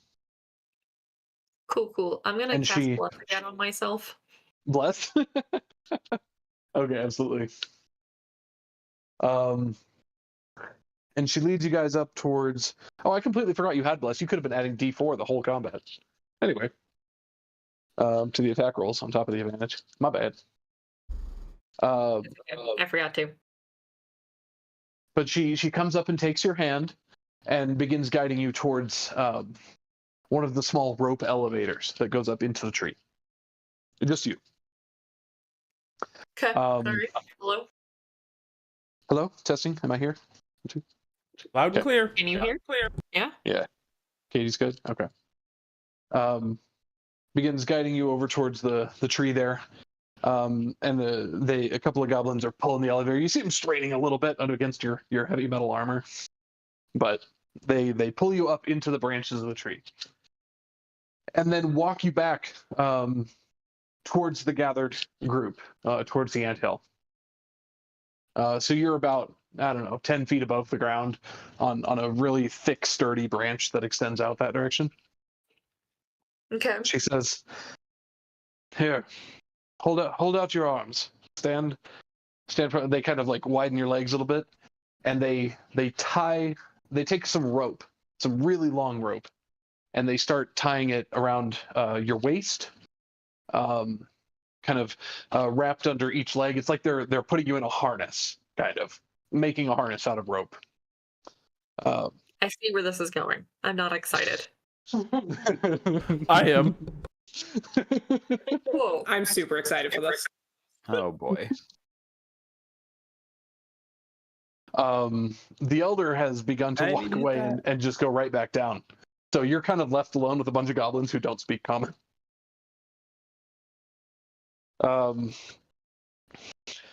But the goblins with hand motions, and you're like really nervous, like pushing back on this, but they kind of direct you as like, "No, tying ropes. No, stand still." Pushing and prodding. And you can see there's a team of like 6 of them up there, ready to hold the rope. And they push you up towards the edge of the branch, but just stay there. And the elder has made her way back down to the ground level. She comes up to the gathered group again, begins speaking in Goblin, and then repeating herself in Common. And she says, "Now, Gerald's will and devotion will be presented before all of us. Gerald, in your final trial, descend down and present yourself to the ants for their blessing." And one of the little goblins up there, he motions for you not to jump, but like to sit down and kind of gently slide your way off of the branch. Are you gonna do it? I sure do. So Gerald will Gerald's 10 feet in the air above an anthill. okay. So he'll kind of place his hand over his chest where his own holy symbol is beneath his armor, and sits down on the branch, and he slowly pushes himself off the branch. As you slide off, you find yourself quickly catch on their harness. There's a big group of like 6 goblins up there on the branch holding you. You see the rope is wrapped around the branch a couple times to give some extra friction. And you find yourself suspended in the air, and they slowly let it go slack, and as you descend down towards the anthill.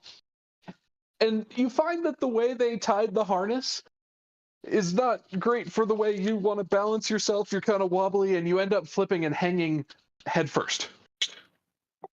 Love that. Feet in the air. As they're lowering you towards this pit. It's unclear if this is normal, or if they were or if they didn't know how to tie a harness on a human. But either way, this is the position you find yourself in. I'm just Any fighting against their Nope, I'm going to accept it. And you descend down towards this massive anthill. And slowly, and you can see now, looking directly from above, there's a pretty big hole right in the center that could probably fit a goblin, actually. You probably won't fit down this hole, but your head will. Love it. Okay. Yep. And you descend. And just as your head kind of crests towards the top of the hill, you can really see the ants in detail. There's hundreds of them, thousands of them swarming in and out. You see some carrying food, little bits of leaves, patrolling different sizes, big ants, little ants. And as you get closer, your hair begins to touch and against the edges of the dirt pile, and you can feel the ants beginning to swarm. You can feel them brushing your hair. And some start to crawl in, and then as your cheek kind of brushes against the side of the dirt there, it brushes against a bunch of ants. You can feel them swarming away, and then some start to crawl on your skin, just another surface, and they begin crawling, and you can feel some go across your forehead and down the back of your neck, and you can feel them heading into your cuirass, into your armor. As it goes, they start spreading over your shoulder and up and down your neck. You feel them crawling. You close your eyes to try and prevent them from going in there. And you can feel some running around where your mustache area is, worried they might be starting to go, oh no, there's one in the ear. And you have free use of your hands, by the way, but you can also just go for it. Gerald, go ahead and make me a Constitution saving throw, if you would. Cool. I will have you know, I am literally like full body shuddering as you're describing all of this. I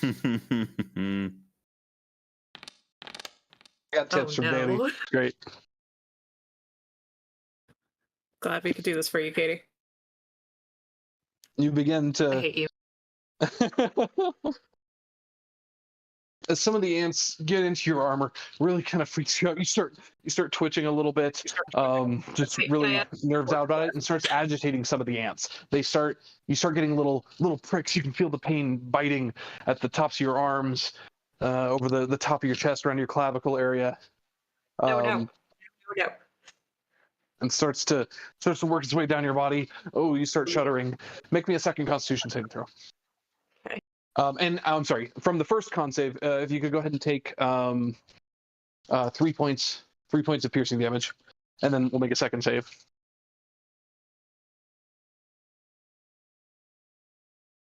By the way, you do have bless on these. Yes, I would like to add my D4. You can add it to both.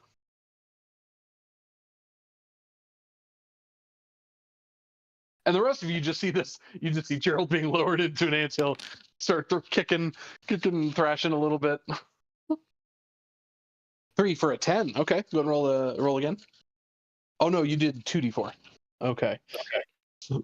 First one's a 2, second one's a 1. Okay, same Correct. outcome. 2 failed saves. Oh goodness. Oh, they're starting to go now. You can feel them making their way down your belly. They're like filling the inside of your shirt now. A couple of them start going up towards your nose. You're like pushing air out, trying to keep them out. Now suddenly it feels wise to keep your mouth shut though, and just crawling over. Not a complete layer of ants, but they are just moving and taking lots of little bites. And you can feel them making their way up your armor, really down your body, but you're upside down. So as they're making their way up, you can feel them starting to enter around your waist area, moving that direction. Let's make a third con save. Oh, I'm sorry. You take 3 more points of piercing damage, and then another con save.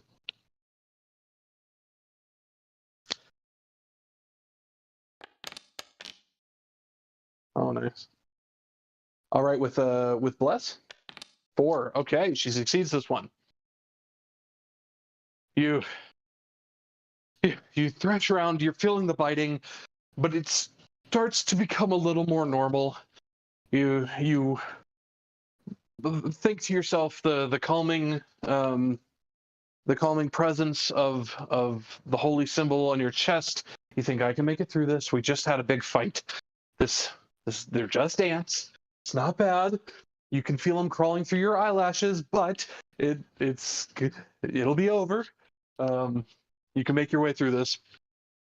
And the ant stings don't seem as harsh. 1 point of piercing damage. But you do feel them starting to go up your legs. How many was that? That was 1, 2, 3 saves. Okay, we need a 4th con save. Yeah.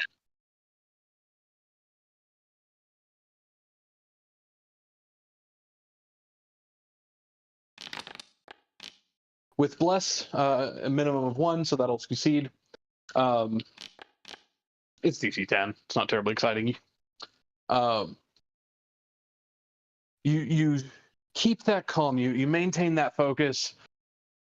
You feel like some of the rope has gone slack as they're not necessarily lowering you anymore. They tried, but your shoulders kind of hit the edge of the anthill, and you're just being supported now upside down by the rope instead of going any further.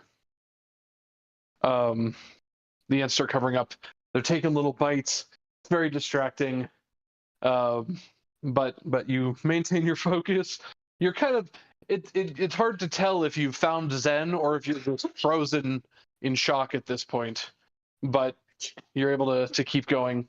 You take 1 more point of piercing damage and the final Constitution saving throw. Best 3 out of 5. You got 2 and 2. Let's see what we got.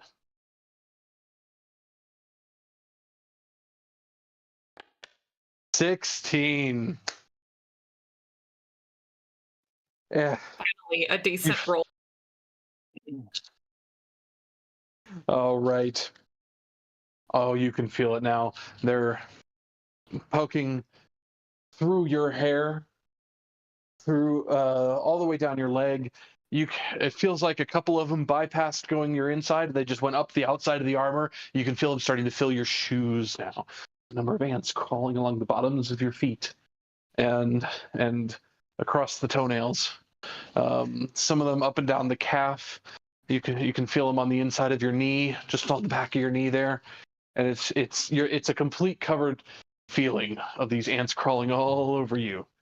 You're starting to wonder if maybe plate armor was the best choice for this, but it's nearly over. And after about, she's in there. The rest of you watching, she's in there for like 5 minutes. Like the ants start swarming over. You just see Gerald hanging upside down. At this point, you're wondering if maybe she passed out from hanging there. But she holds on, and then you hear the call go up, and the goblins start tightening the rope and start receding it. Gerald, suddenly you're going backwards. You're being pulled upward. Oh no, your nostrils are now a scoop. As the number of ants go in there. Oh man. But it goes quickly, and you find yourself sneezing, and the rest of you hear this sneeze, and you see a little poop of ants go flying out as they clatter back down onto the anthill. Christina just shudders and looks away. And she is going to go off into the forest. Oh, Christina turns and looks away. Can't handle that. Ooh. And the goblins pull you up back out of the hole. The rest of you all kind of watching this, you see them hesitate a little bit. The ones holding the rope. It seems like at this point they would shuffle a little bit and set the person down, but they are all kind of looking, probably wondering what to do that she's upside down. But they rotate the rope. Gerald, you kind of swing. You're being swung through the air a little bit off to the side of the anthill, and they slowly begin lowering you down all the way to the ground. A couple of goblins rush over and kind of tip you so that you can land upright. One of them pulls out a knife and slashes the rope, and you can react however you wish. Great. I say thank you and kind of wave at them, and I finish quickly taking the rope off, and then I shed all of my armor. Oh, shedding the armor. You see Gerald just immediately starts stripping down, just like, no. There is a river nearby, but as Giving him they see you stood up straight, and the look on your face of you're still alive, you haven't lost any eyeballs or anything to it, the goblins start cheering. It seems whatever you did it right. And they are loud and cheering for you. You hear rattling of spears on shields, and other little squeaky voices. Yeah, very excited. And the elder is just standing there, smiling at you. First, you immediately start stripping. Not that they seem to mind. They don't seem to care much for heavy armor anyway. So, but and yeah, things slowly start to wind down. You are covered in red marks, just all sorts of little bites all over. But yeah, it's fine. Everything's fine.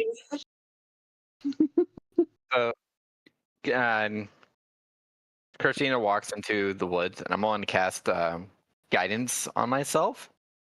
Oh. And then I am going to do a survival check to find herbs so I can make a bug bite ointment. Oh, some sort of ointment? Sure. Yeah, go ahead and make the survival check. Add the D4.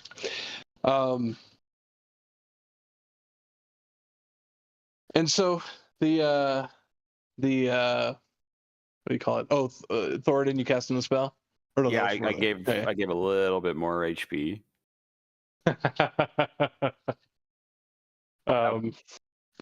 Okay. Do I have to relink? You might have to click the button on your browser, the extension button, up in the top right. Yeah. As things start to quiet down, Gerald seems to settle himself, getting some soothing words from Thoridne, and just the pain starts numbing as there's no more ants continuing to bite. Standing there in a thin shirt and trousers, the elder picks up your mask where it fell on the ground and hands it back to you. You take it and look it over quickly and brush off a couple of stray ants that were still on it. And then, at her urging, put it on. She turns and faces the assembled group of goblins and begins speaking very grandly in Goblin, before repeating herself for you, saying, "The biting ants have accepted Gerald. We have a new warrior of the tribe." Goblin excitement. Thoridne claps. With that, Gerald, take this mask as a sign of your warriorship, having passed the trials and earned the favor of the Biting Ant Guardians. May it keep you safe on your travels. What were you saying, Zach? You were going to do something? Thoridne was clapping. Clap, clap, clap. Yeah. Smoke is doing absolutely nothing useful. I am just laughing at Gerald.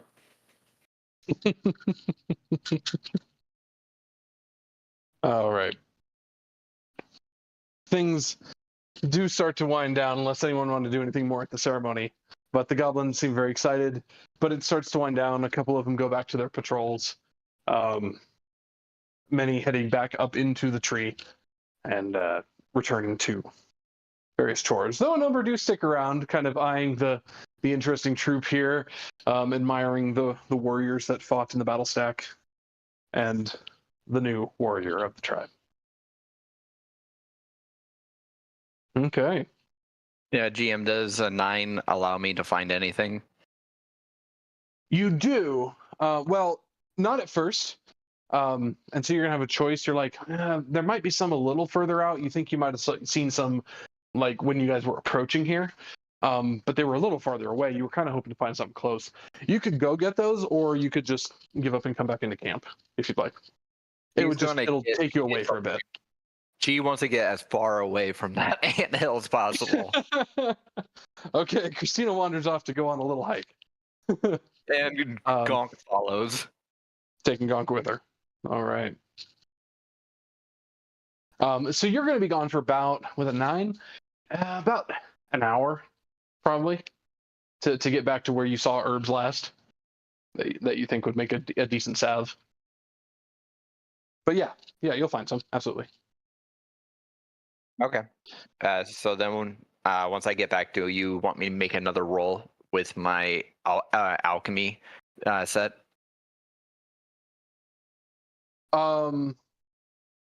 Yeah. And go ahead and make that now.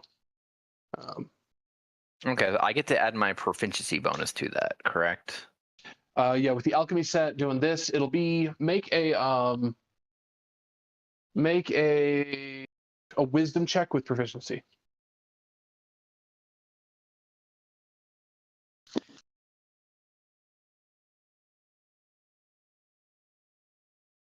Oh, sorry. Oh. So 10. My bad. Oh, that was charisma. But they're both the same stat.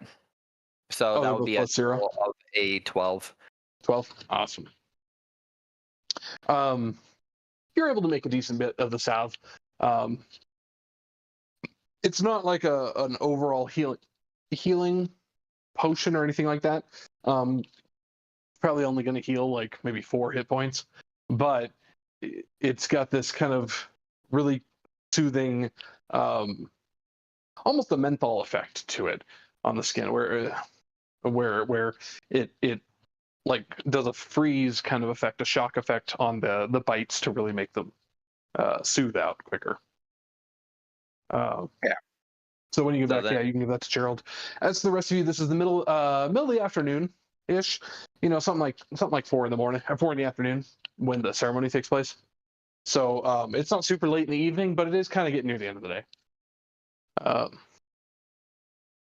Anything you'd like to do? In particular conversations, anything? So we got the ceremony finishes first. So we got the actual amulet now, or does the person need to come back later with it to us and give it to us? You haven't done the exchange yet. You still have the alchemy jug as well. Okay, so you want to go seek her out for the trade? Tenzin will come along whenever we do the trade, but he's going to be like lovingly holding on to the jug and then drinking from it until then. Getting as much fill as he can. Until like there were less people watching us, right? Okay, so you're looking for a more quiet, opportune moment.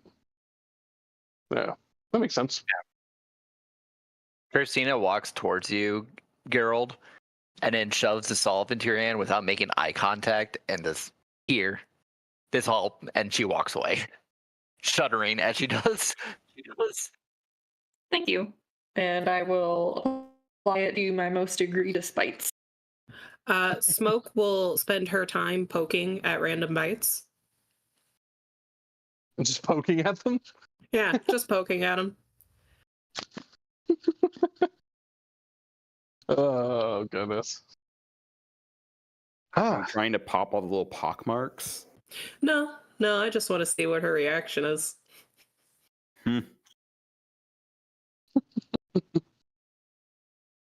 Excellent. So yeah, eventually as the evening grows later, I lost connection for a minute. oh, But yeah, I would just look at Smoke annoyed. annoyed.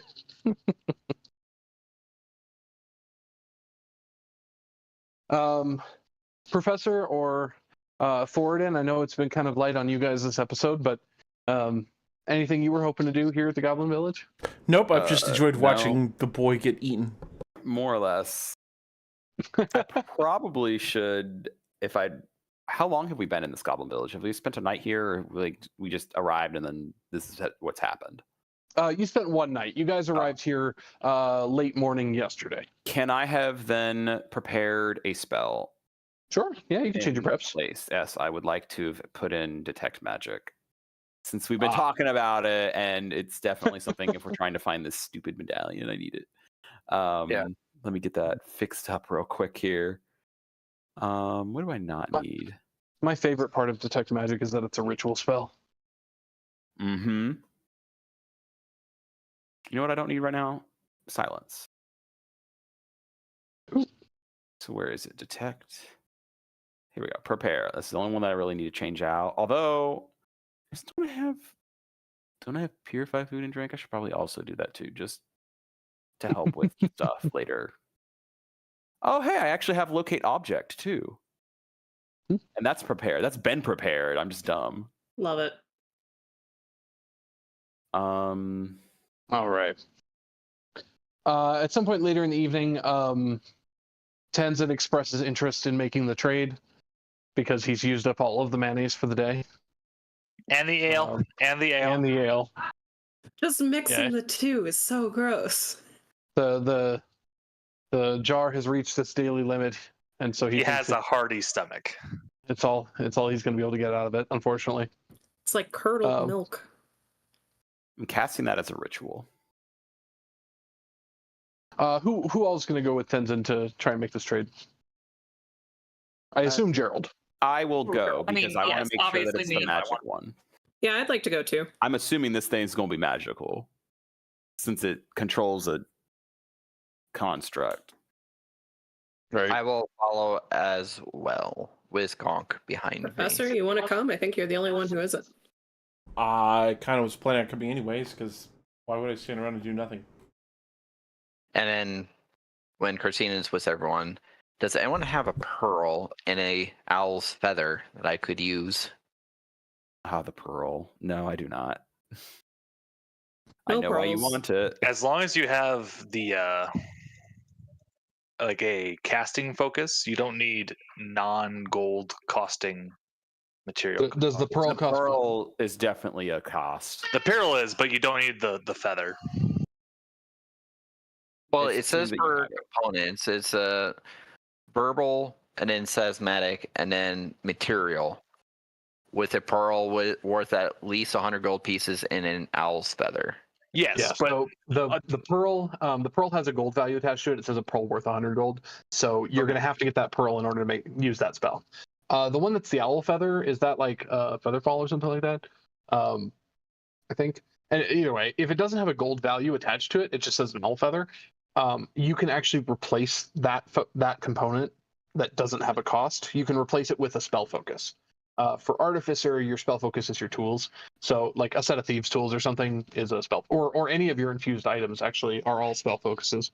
So you can cast that spell without the feather.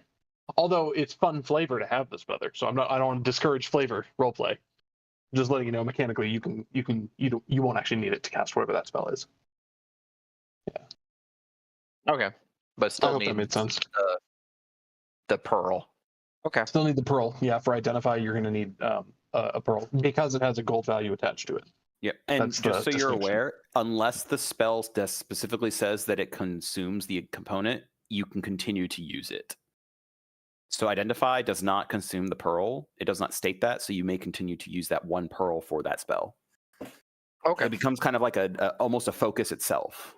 Yeah, is it's more how it like a gold barrier to a spell. It's like once you pass the threshold, once you get the pearl, you have that spell. It's like just a gold barrier before you can use that spell, kind of a thing. Yeah, versus something like Revivify, which you need like 100 gold worth of diamond dust 300 diamonds, or something. Yeah, and it specifically says that the spell consumes it, so you're not getting it back. Yeah, Greater Restoration, Revivify, Raise Dead, all those diamond spells.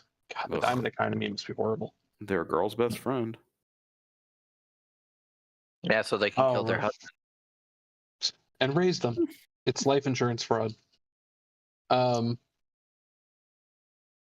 died. Pay out. All right. As you guys go and meet with the elder, she motions you toward. It's starting to get late. It's get a little dark into the evening. Assuming you wait that long, maybe after a meal or something. She comes down and meets with you guys down on the ground. You kind of wander over towards a couple of large rocks over by the water's edge. It's kind of quiet, kind of peaceful. The overcast remains, but there hasn't really been any rain today, which is pleasant, especially compared to last night when it was raining through the night. She speaks with you.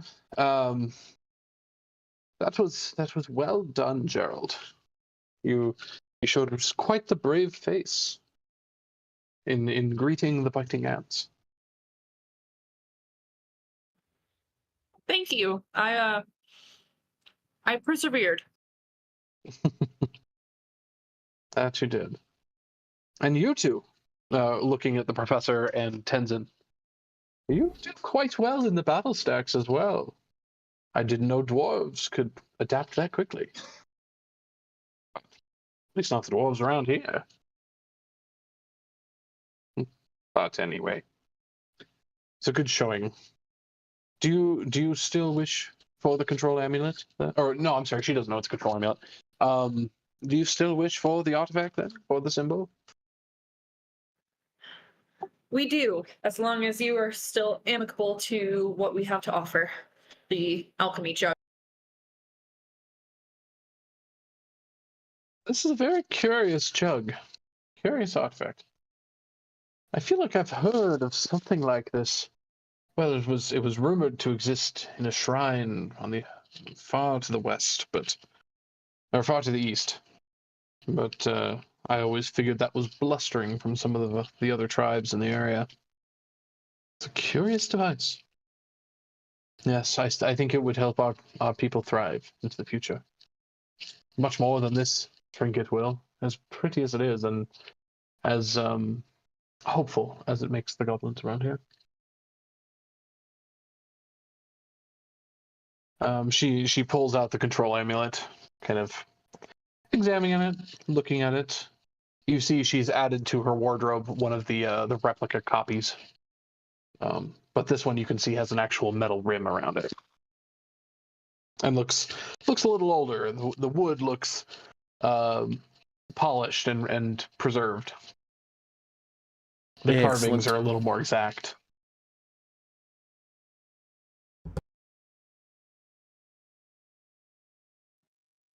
Gerald will step forward and take the alchemy jug out of Tenzin's clutch. Tenzin resists for a little bit, and then he slowly lets it go. And kind of just, he looks so sad as that it's leaving. Smoke will hop up on your shoulders and give your head a pat. Tenzin or Gerald? Tenzin. Tenzin will stroke Smoke's head as a thanks. Thoridne, you said when you came to this meeting you were going to turn on detect magic? Yes, I cast it as a ritual, more or less. Okay. You sense a couple things that are magic around here, like the alchemy jug and a couple of things your friends are carrying. But the control amulet in her hand, the little symbol, Yes. it does emanate a faint magical aura to it in the School of Enchantment. Okay. Excellent. Yeah. I'll let them know. It's like I think this is what we're looking for.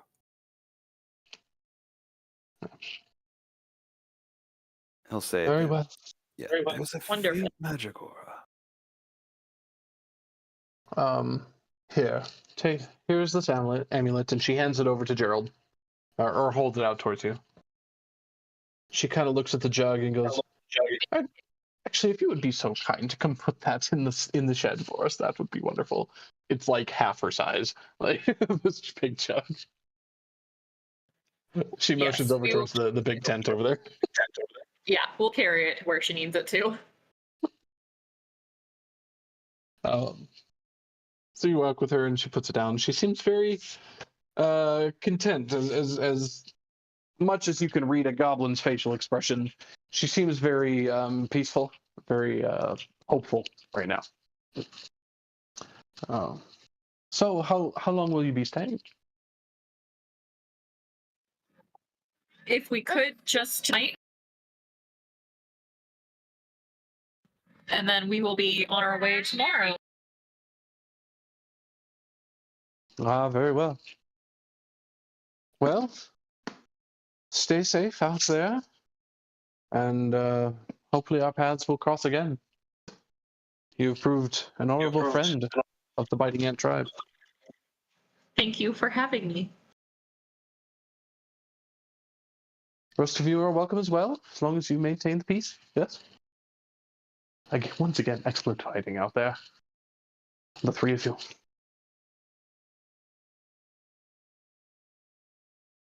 You can. The evening is yours. You can continue to talk with her if you have any questions, or we can move forward, or whatever you'd like to do. You guys have a magical amulet symbol of some kind, and the alchemy jug is no more.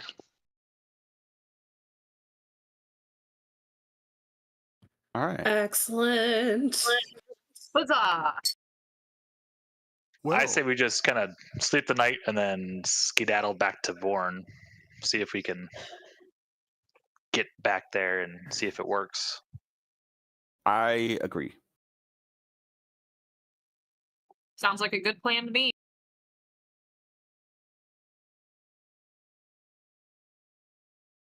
I'm sorry, I lost sound for a moment there. What was the last thing said?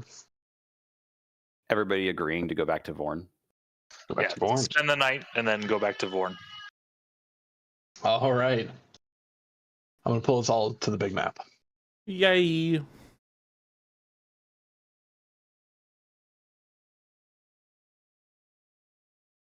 All righty.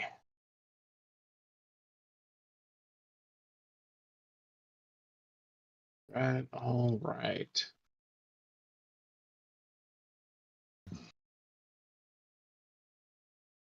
And by the way, the river that was on the Yeliark map isn't large enough to appear on this cartography here, but it's like More under of a the tree tributary than canopy. a river.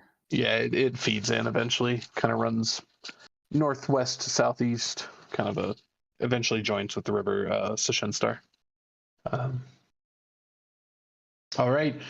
You want to retrace the steps it took to get here, or are you going to try and eyeball it and head straight back? I say we head straight back. I don't think we've had any issues so far navigating.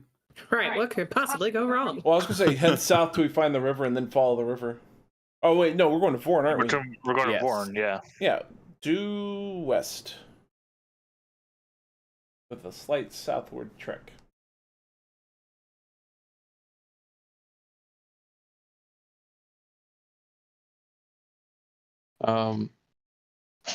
Yeah, I'm horrible at keeping the world straight until this moment. I forgot about Eku's existence.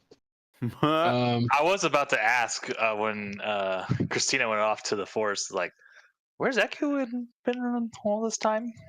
I feel like I had her get distracted when you guys were first looking at approaching the goblins, and then you ended up chatting with them for longer than I expected, and I kind of forgot about Eku. She wouldn't have contributed much to the goblins, frankly, but that was definitely the charisma show, the Gerald show. But okay, back on the road. We'll say she's been camping with you guys, keeping up the pace on things, saw what happened, but it's not like she offered to join a goblin stack either.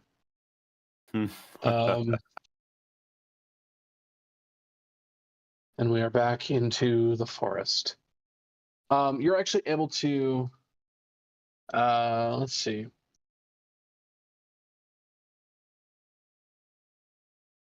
Smoke, if you would roll me go and roll me a survival check with advantage, if you would. Before you do that, I'll cast guidance on whoever is going to be doing that, so they will get a +4, or 1d4. For the sake of this roll, this is like her doing survival across an entire day, as opposed to just like it's not like a singular. I'm going to jump across a chasm, which is more what guidance helps with. This is like navigating through a jungle and not getting lost accidentally. Okay. Yeah.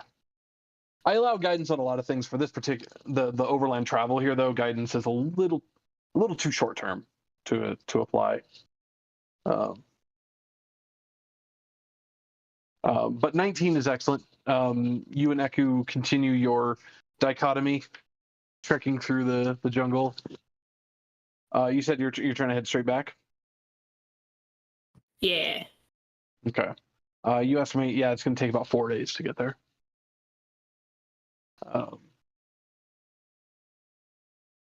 And Christina, you're not quite sure why we're going back this direction, but they keep talking about needing this amulet for something. So, who knows? It's almost like retracing your steps, but we're going back that way. Professor, I'm quite curious about this amulet. May I study it while we are moving to wherever you guys are going next? I don't have the amulet.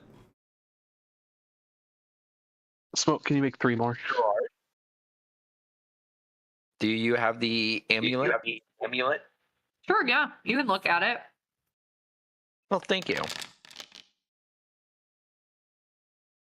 The amulet is not terribly large. It's let me pull. It is the amulet is maybe it's a circle. It's maybe 4 inches in diameter. So it's not super large, but you can see it's primarily made of wood, with some like weeping crescent moon shapes carved into it. And then the wood has a nice kind of polished finish on it that keeps it sealed, keeps it preserved. Around the outside is a metal band that is got a series of rivets going into it that keeps it all kind of clamped shut. Hangs from a necklace. According to Thoridne, this amulet is indeed magical. But and Thoridne, by the way, when you were looking at it, the amulet itself, it's got a chain attached to it, but it's pretty clear that the chain is not actually part of the enchantment. It's the circle. It's the emblem itself. That is the entirety of the magic. And I'll share that information. That it was also like it's an enchantment magic that's on it. Okay. While we are on the move, can I do a Arcana check to see if I can somehow understand the enchantment? Okay.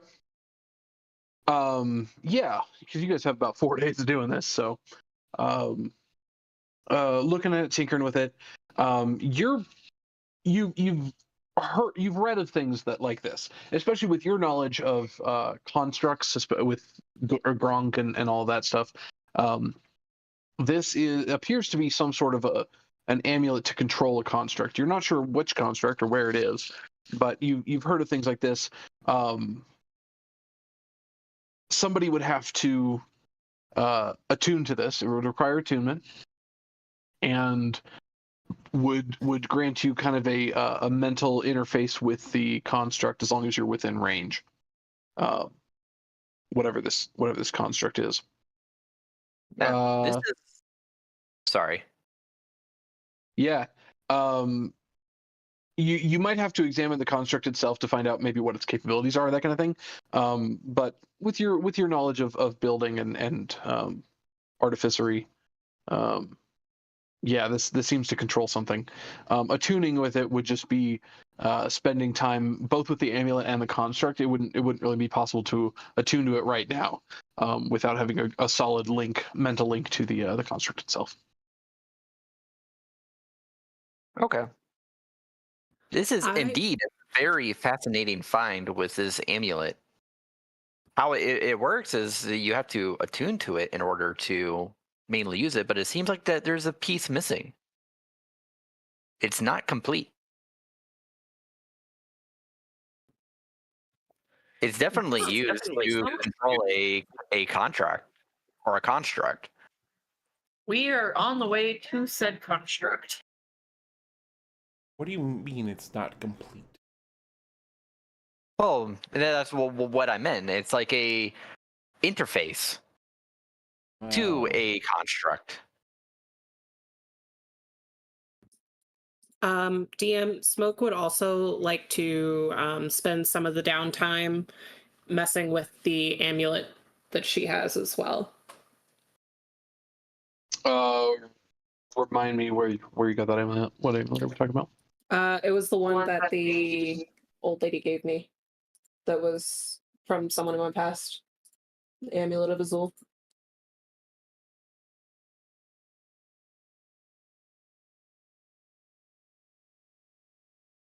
Oh, okay.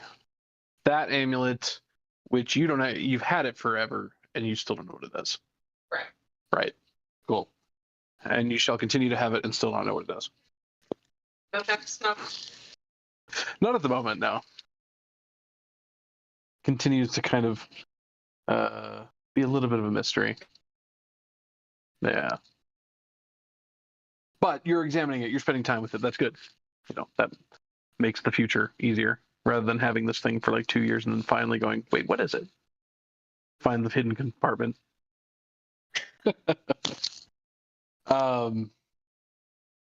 Sorry, that was so long ago. I forgot about that thing. I'll have to look it up. I know I wrote something down for it. Well, you guys have a lot of time together. Smoke seems to be leading you at a pretty solid, brisk pace, though. I do need Christina. Where did I put it?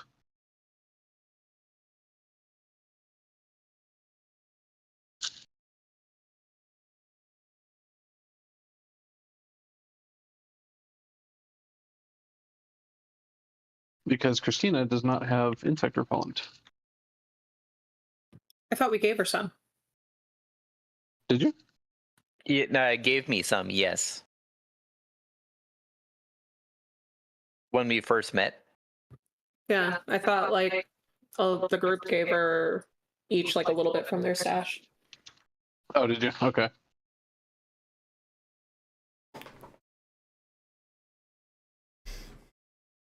So what's the count then? How much were you guys giving up?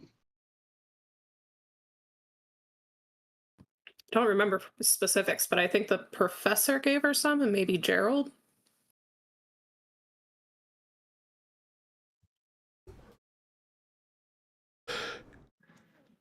So last time we were in Camp Vengeance, you guys had 22, and then purchased another bottle of 20 each, so you're at 42.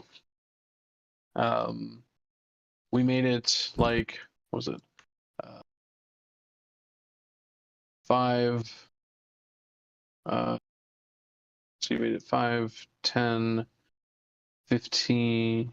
Oh, 2, 3, 4, 5, 6, 7, 8, 9, 10, 11. So that'd be the 12th day. So you'd be down to you'd be on you. Well, and then you spent an extra day, so 13 in the Eliarch. So we'd be at after 42. There'd be 29 left over. If we didn't have Christina, but then some of you were giving up doses.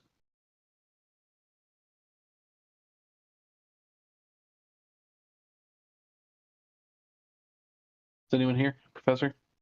Yo. Okay. Sorry, someone volunteered your name. Did you? What? Were you offering insect repellent? I mean, I've been taking it off steadily. I've plenty. Sorry, no, I'm how clarifying. much that did you give me some? Did anyone give flat Christina iron? repellent? She doesn't have any, Oh, I thought. and so I'm just checking. Did anyone give her repellent? I thought we volunteered Vengeance. Smoke's extra one since Smoke doesn't like silver. No. Yeah.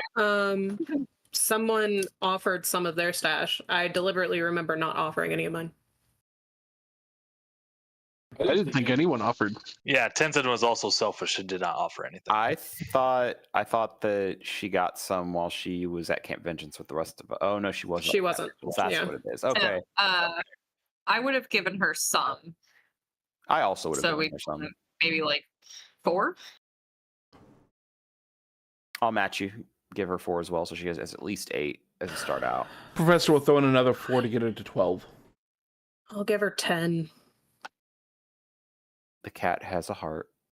So that would be 22 when I first joined you guys. And then how do we use? Are these like doses for each day? Yes. Okay, so we just spent 4 days. It was a total of like what 9? So from when they met you until you get to Vorn, which is like after leaving Eliarch, all that stuff, you're gonna end up spending 9 doses. Okay. Just to get to Vorn. So when we arrive in Vorn, you're on your 9th dose. Yeah. So that would leave you with what, 13 still in your pack? Yeah. That's what I have. Yeah. You also don't have to use it, but you have 22 applications, and using it daily, it lasts for 24 hours. It's just insect repellent. It's a cream. It's a salve that you rub across your body. Waterproof. Good stuff. Banana boat. Ba-ba-ba-da-da. All right. Banana boat. Coming back, as you guys get within the last stretch on the final day, you're like, we're pretty sure we're finding Vorn. Who are the 2 that want to helm up perception checks, keeping an eye out for any dangers or anything in the woods?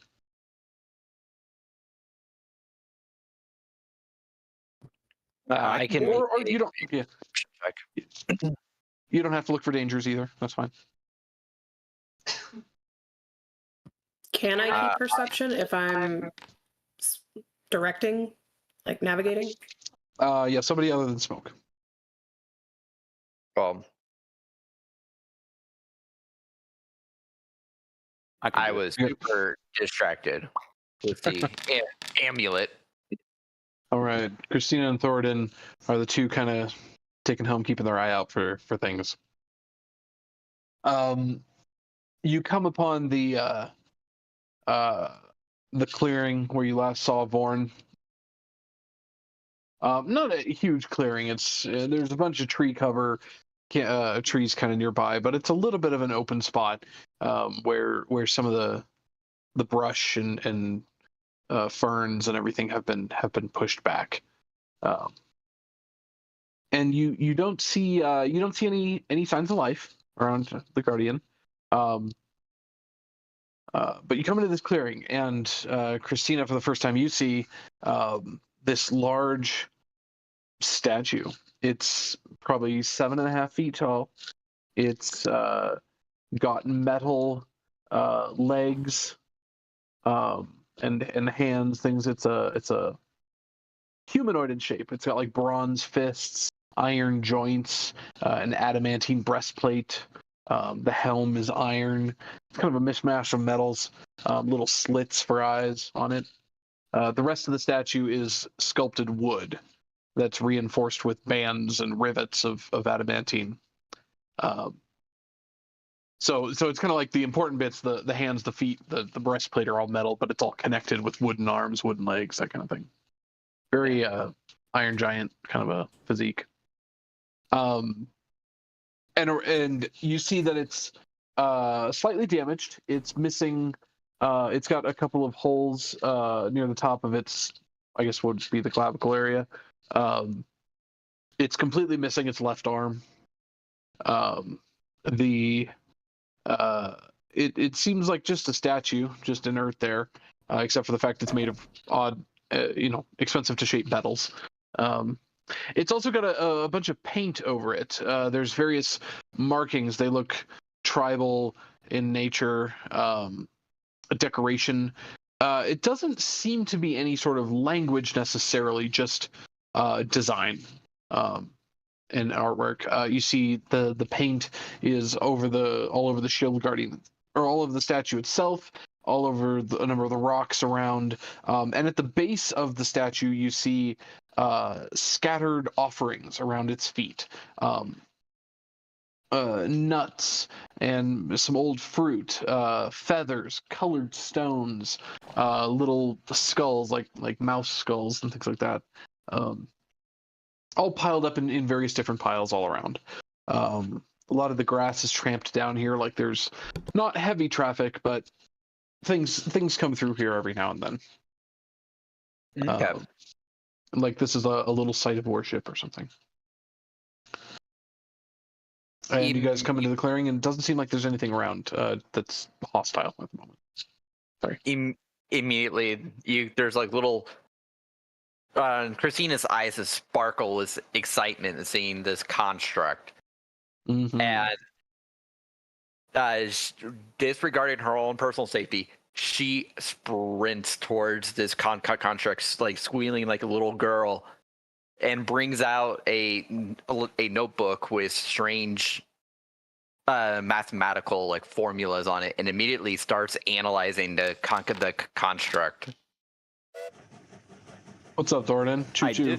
That was called an accidental crit, and I'm sad because I did not mean to click that. I went to go move my mouse and I hit the button, and it was like, oh, oops. So that's a waste of that crit right there. I was really excited to find out what you were sleight of handing, Mr. Cleric. Yeah, and seeing that one of his arms is missing, Thoridne, do you mind? I'm casting Detect Magic again, see if we can locate its arm. It should still have a magical essence to the body part. Oh, okay. Yes, give me about 10 minutes. I can cast it then. And I will take 10 minutes to ritual cast the Detect Magic. Tenzin's gonna go around the clearing kicking rocks. Yeah. Can I do like a Arcana check to see if the construct is functional? For even being in its dormant state? Sorry, I was muted. Sure. Give me a what sort of tools are you proficient with again? I'm going to bring out Tinker's tools. Tinker's tools. Okay. Okay. So between your Arcana and your Tinker's, go ahead and make an intelligence check with proficiency. Okay. It doesn't really matter. It doesn't really matter what we call it. My a D4 on using what do you call it? Yeah, this one you can use guidance if you want to. Yeah. Well, I'm going to stack some abilities. Oh. I'm going to use guidance on myself, and then I'm going to use my ability. What, the Flash of Genius? Or does that come later? Where is it? Gunner. Artisan's intuition, Arcana check, or ability check involving artisan's tools. I can roll a D4. Sure. So I get to roll 2 D4s for my my check, which I will do. Yeah, the racial ability. Yeah, for sure.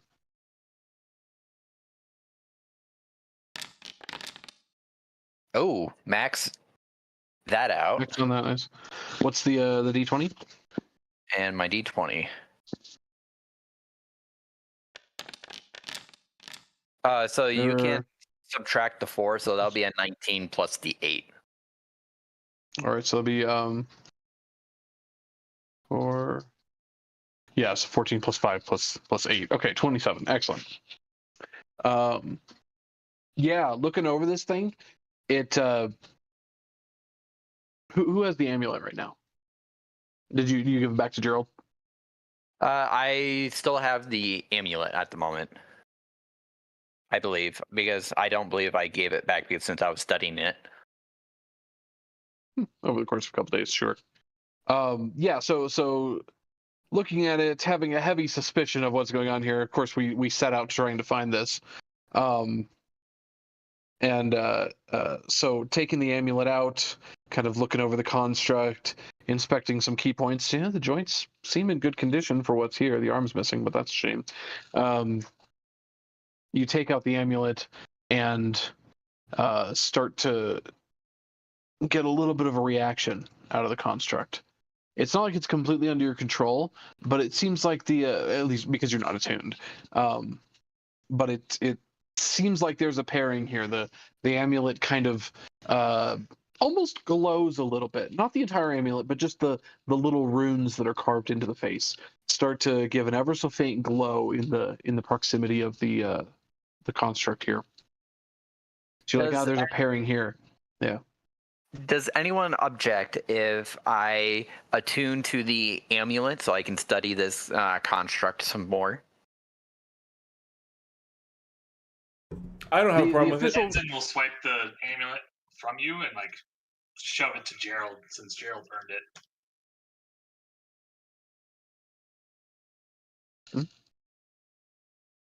it. You're pretty certain basically anyone could attune to this. The attunement requirement is that it's a humanoid that attunes. So yeah, pretty much any of you could attune to this. Okay. Tenzin grabs it and shoves it at Gerald. Gerald, did you want to spend some time investigating the construct here? Yeah, I would want to see like if there was any like obvious slot where the amulet belongs amongst the construct. Okay, great. Dina like shakes her head, and that's not how the amulet works. You have to attune to the amulet, which will create a bond between the construct and yourself. So as Gerald begins to do his investigation, God dang it, as Nalina tries to investigate, so I mean, we can bring her back. It's fine. You start looking, trying to find if there's anywhere for this amulet to go into, and you're like, I wonder if it fits in here. And Christina, you see her doing this. Wait, no, it's not how it works. But you do see there are some big chunks missing out of like the upper breastplate and that kind of thing, which was initially where Gerald was looking. And even though you kind of explained, no, this amulet is to be borne by the person that's controlling the construct. So this is an amulet that you would wear, not the construct itself. But those missing sections, they seem like crucial components of a shield guardian. The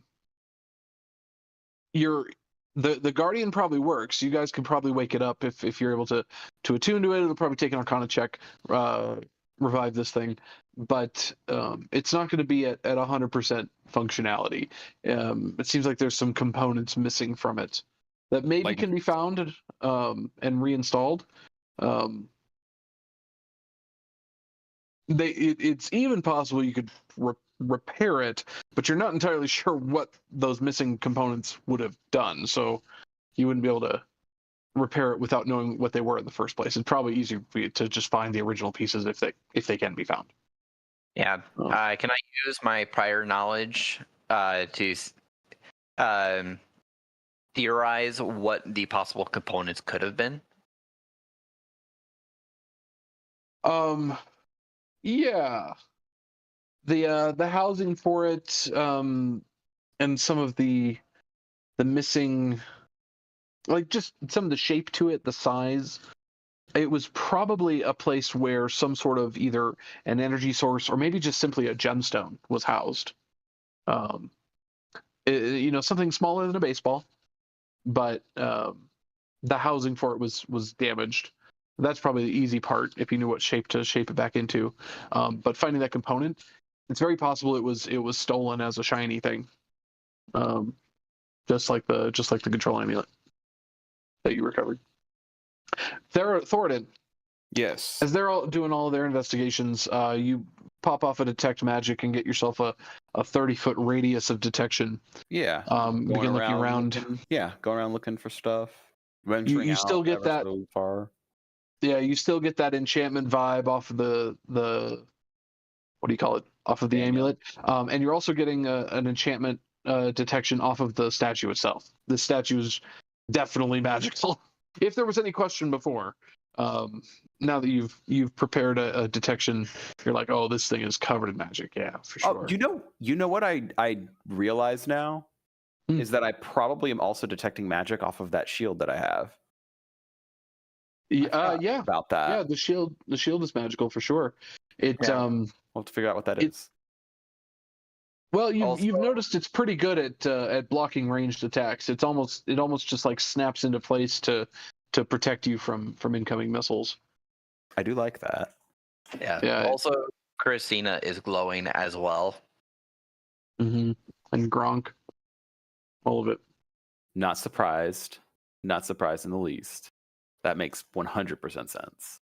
But the important thing is what I'm trying to find are things like, is this thing's arm in this general vicinity? You're not sensing any errant magics within a 30-foot radius. Well, I'll travel into the jungle a little bit and kind of like make a perimeter radius check kind of thing. I'll go with him too, just so that he doesn't get super lost. In trouble.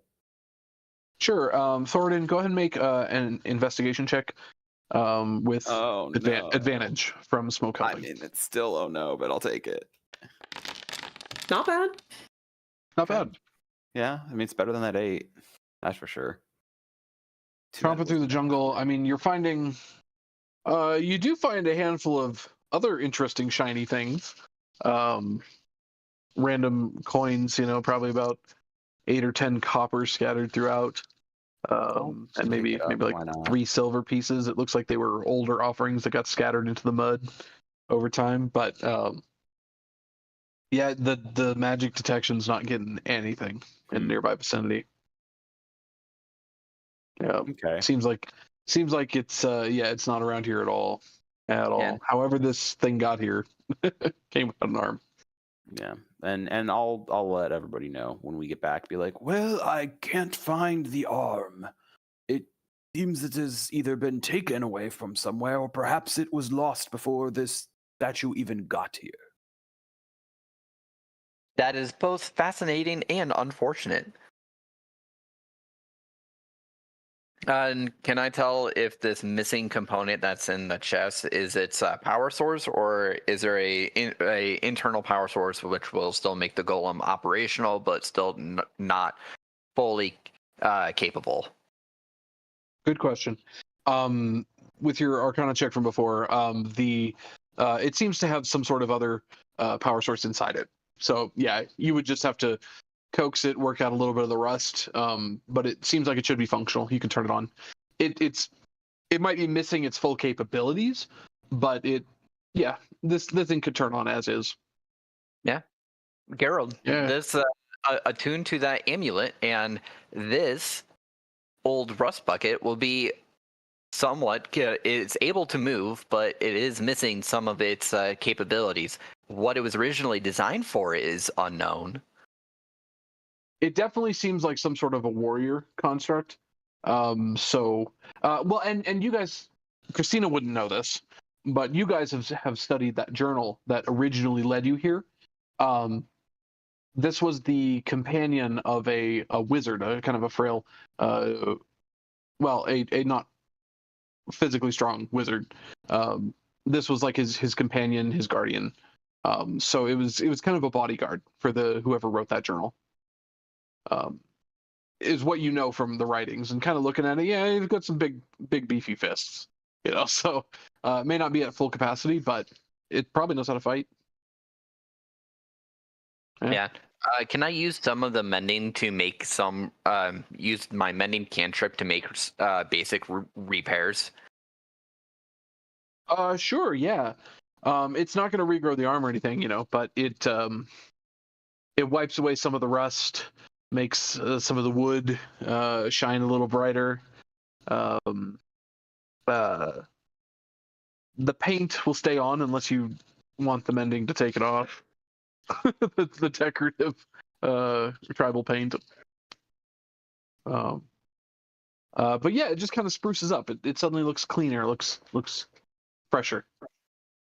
Yeah, that mending cantrip. All right, who wants the amulet? Who wants a new pet? I think Gerald should keep it. Tenzin agrees. Yeah. Tenzin agrees. Yeah, I want it. Me. If we enter with combat or anything, it'll basically be on. I think it's on its own initiative. Let me look. It'll be on its. Yeah, it's on its own initiative. It's like controlling a second character. You go with that? Yeah, I'm good with that. Excellent. Okay, we're just about near the end of our session here, guys. So just a quick little plotting out. We can, of course, next week when we get back into this zone, you guys can certainly roleplay out more and ask more questions. But in the grander scheme, what is our next move? Where do you think you're going after this? Port Nianzaru. Agreed. I think we need to stock up on supplies before we try to go anywhere else. And return and get our reward for returning this thing. That too? Well, no. I thought we were keeping it. Why would we keep it? You want to run it? What if we Doesn't get matter to to a me. place where we have to climb? You're gonna climb just fine. With one hand? Yes. I don't think so. I say we just return it and get the whatever reward. I demand an intelligence check. Well, I could always make another arm. Very possibly. Yeah, you'd need supplies, but you possibly could. Yeah. Don't have the raw materials, and depending on the materials that we use will depend on the quality of said arm. I can make a functional arm that's using basic iron, but we just need iron, and I need a workshop and a couple days. Well, there's a couple of mines near Port Nianzaru. I don't know if they're active or not. That's just me saying things. If we need iron, I'm you know, fun. I think it's a great idea diving into a mine. I'm down for this. We already have another quest to go into a mine from the dwarf. Oh yeah. Excellent. I'd rather do that instead of Where is that one though? It's way over on the other side of the continent. Over here, I think we have to take a boat to get to that part first. Like take a boat around to get to Shil. So we need a boat. Or Shilku. Because I doubt he'd have one. Yeah. If you want, I can also incorporate a ballista attachment in the arm. Yeah, we're good. I will add, if we're on that side of the continent, we should see if we could take a quick gander. I say a quick gander; it'll take several days to see if we can find that city that I know that inevitably we'll go to be the end of the campaign, where the soulmonger might be. I think it would be a good idea to maybe stake out and see what we may or may not be dealing with. Not going in, just checking it out. You know what I mean? I'm hesitant to get that close with Tenzin, because knowing him as a person. And if we find some... Bro. The character assassination. The character assassination is so uncalled for. Am I wrong, though? You are, absolutely. He's dumb, but he's not that dumb. Oh, okay. He wants to go with his friends. Why not I make a cannon attachment for the golem? I think he'd still need fingers, though, right? He's gonna climb stuff? You would need some sort of propulsion to shoot anything out of the cannon, which or even has shoulder been on mount. short supply even for yourself. Oh well. Next up, Portney and Zaru. Yes. Regardless, we're going back to the port. Portney and Zaro, and then either trying to get a boat to go around to the Shilku Bay, or deciding that's too much effort and finding somewhere else nearby to go to. Yeah, sounds good. I'll try to improvise with you. Alright. Other than that, any final questions we want to do right now, or we can reconvene next week, I think. Can we talk about next week though? Off stream. Sure, what's up? Oh, yeah, sure, absolutely. Last little bit. Well, thanks for playing along, Katie. That was really fun giving you descriptions of the ants. Yeah, thank you. I hated every minute of it. All right, anything else? In the most loving way. I just wanted to give you that real authentic experience of being dipped into an anthill. It was definitely nailed it. Good job. was definitely that scene from The Scorpion King. Yeah. Or yeah. Indiana Jones Crystal Skull. Yeah. Although they weren't buried in the sand for that one. But that was bad. All right. Well, that was kind of fun. Yeah, but you guys have a shield guardian now.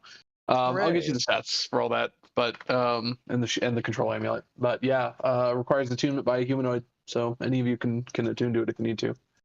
Yay! This will be interesting.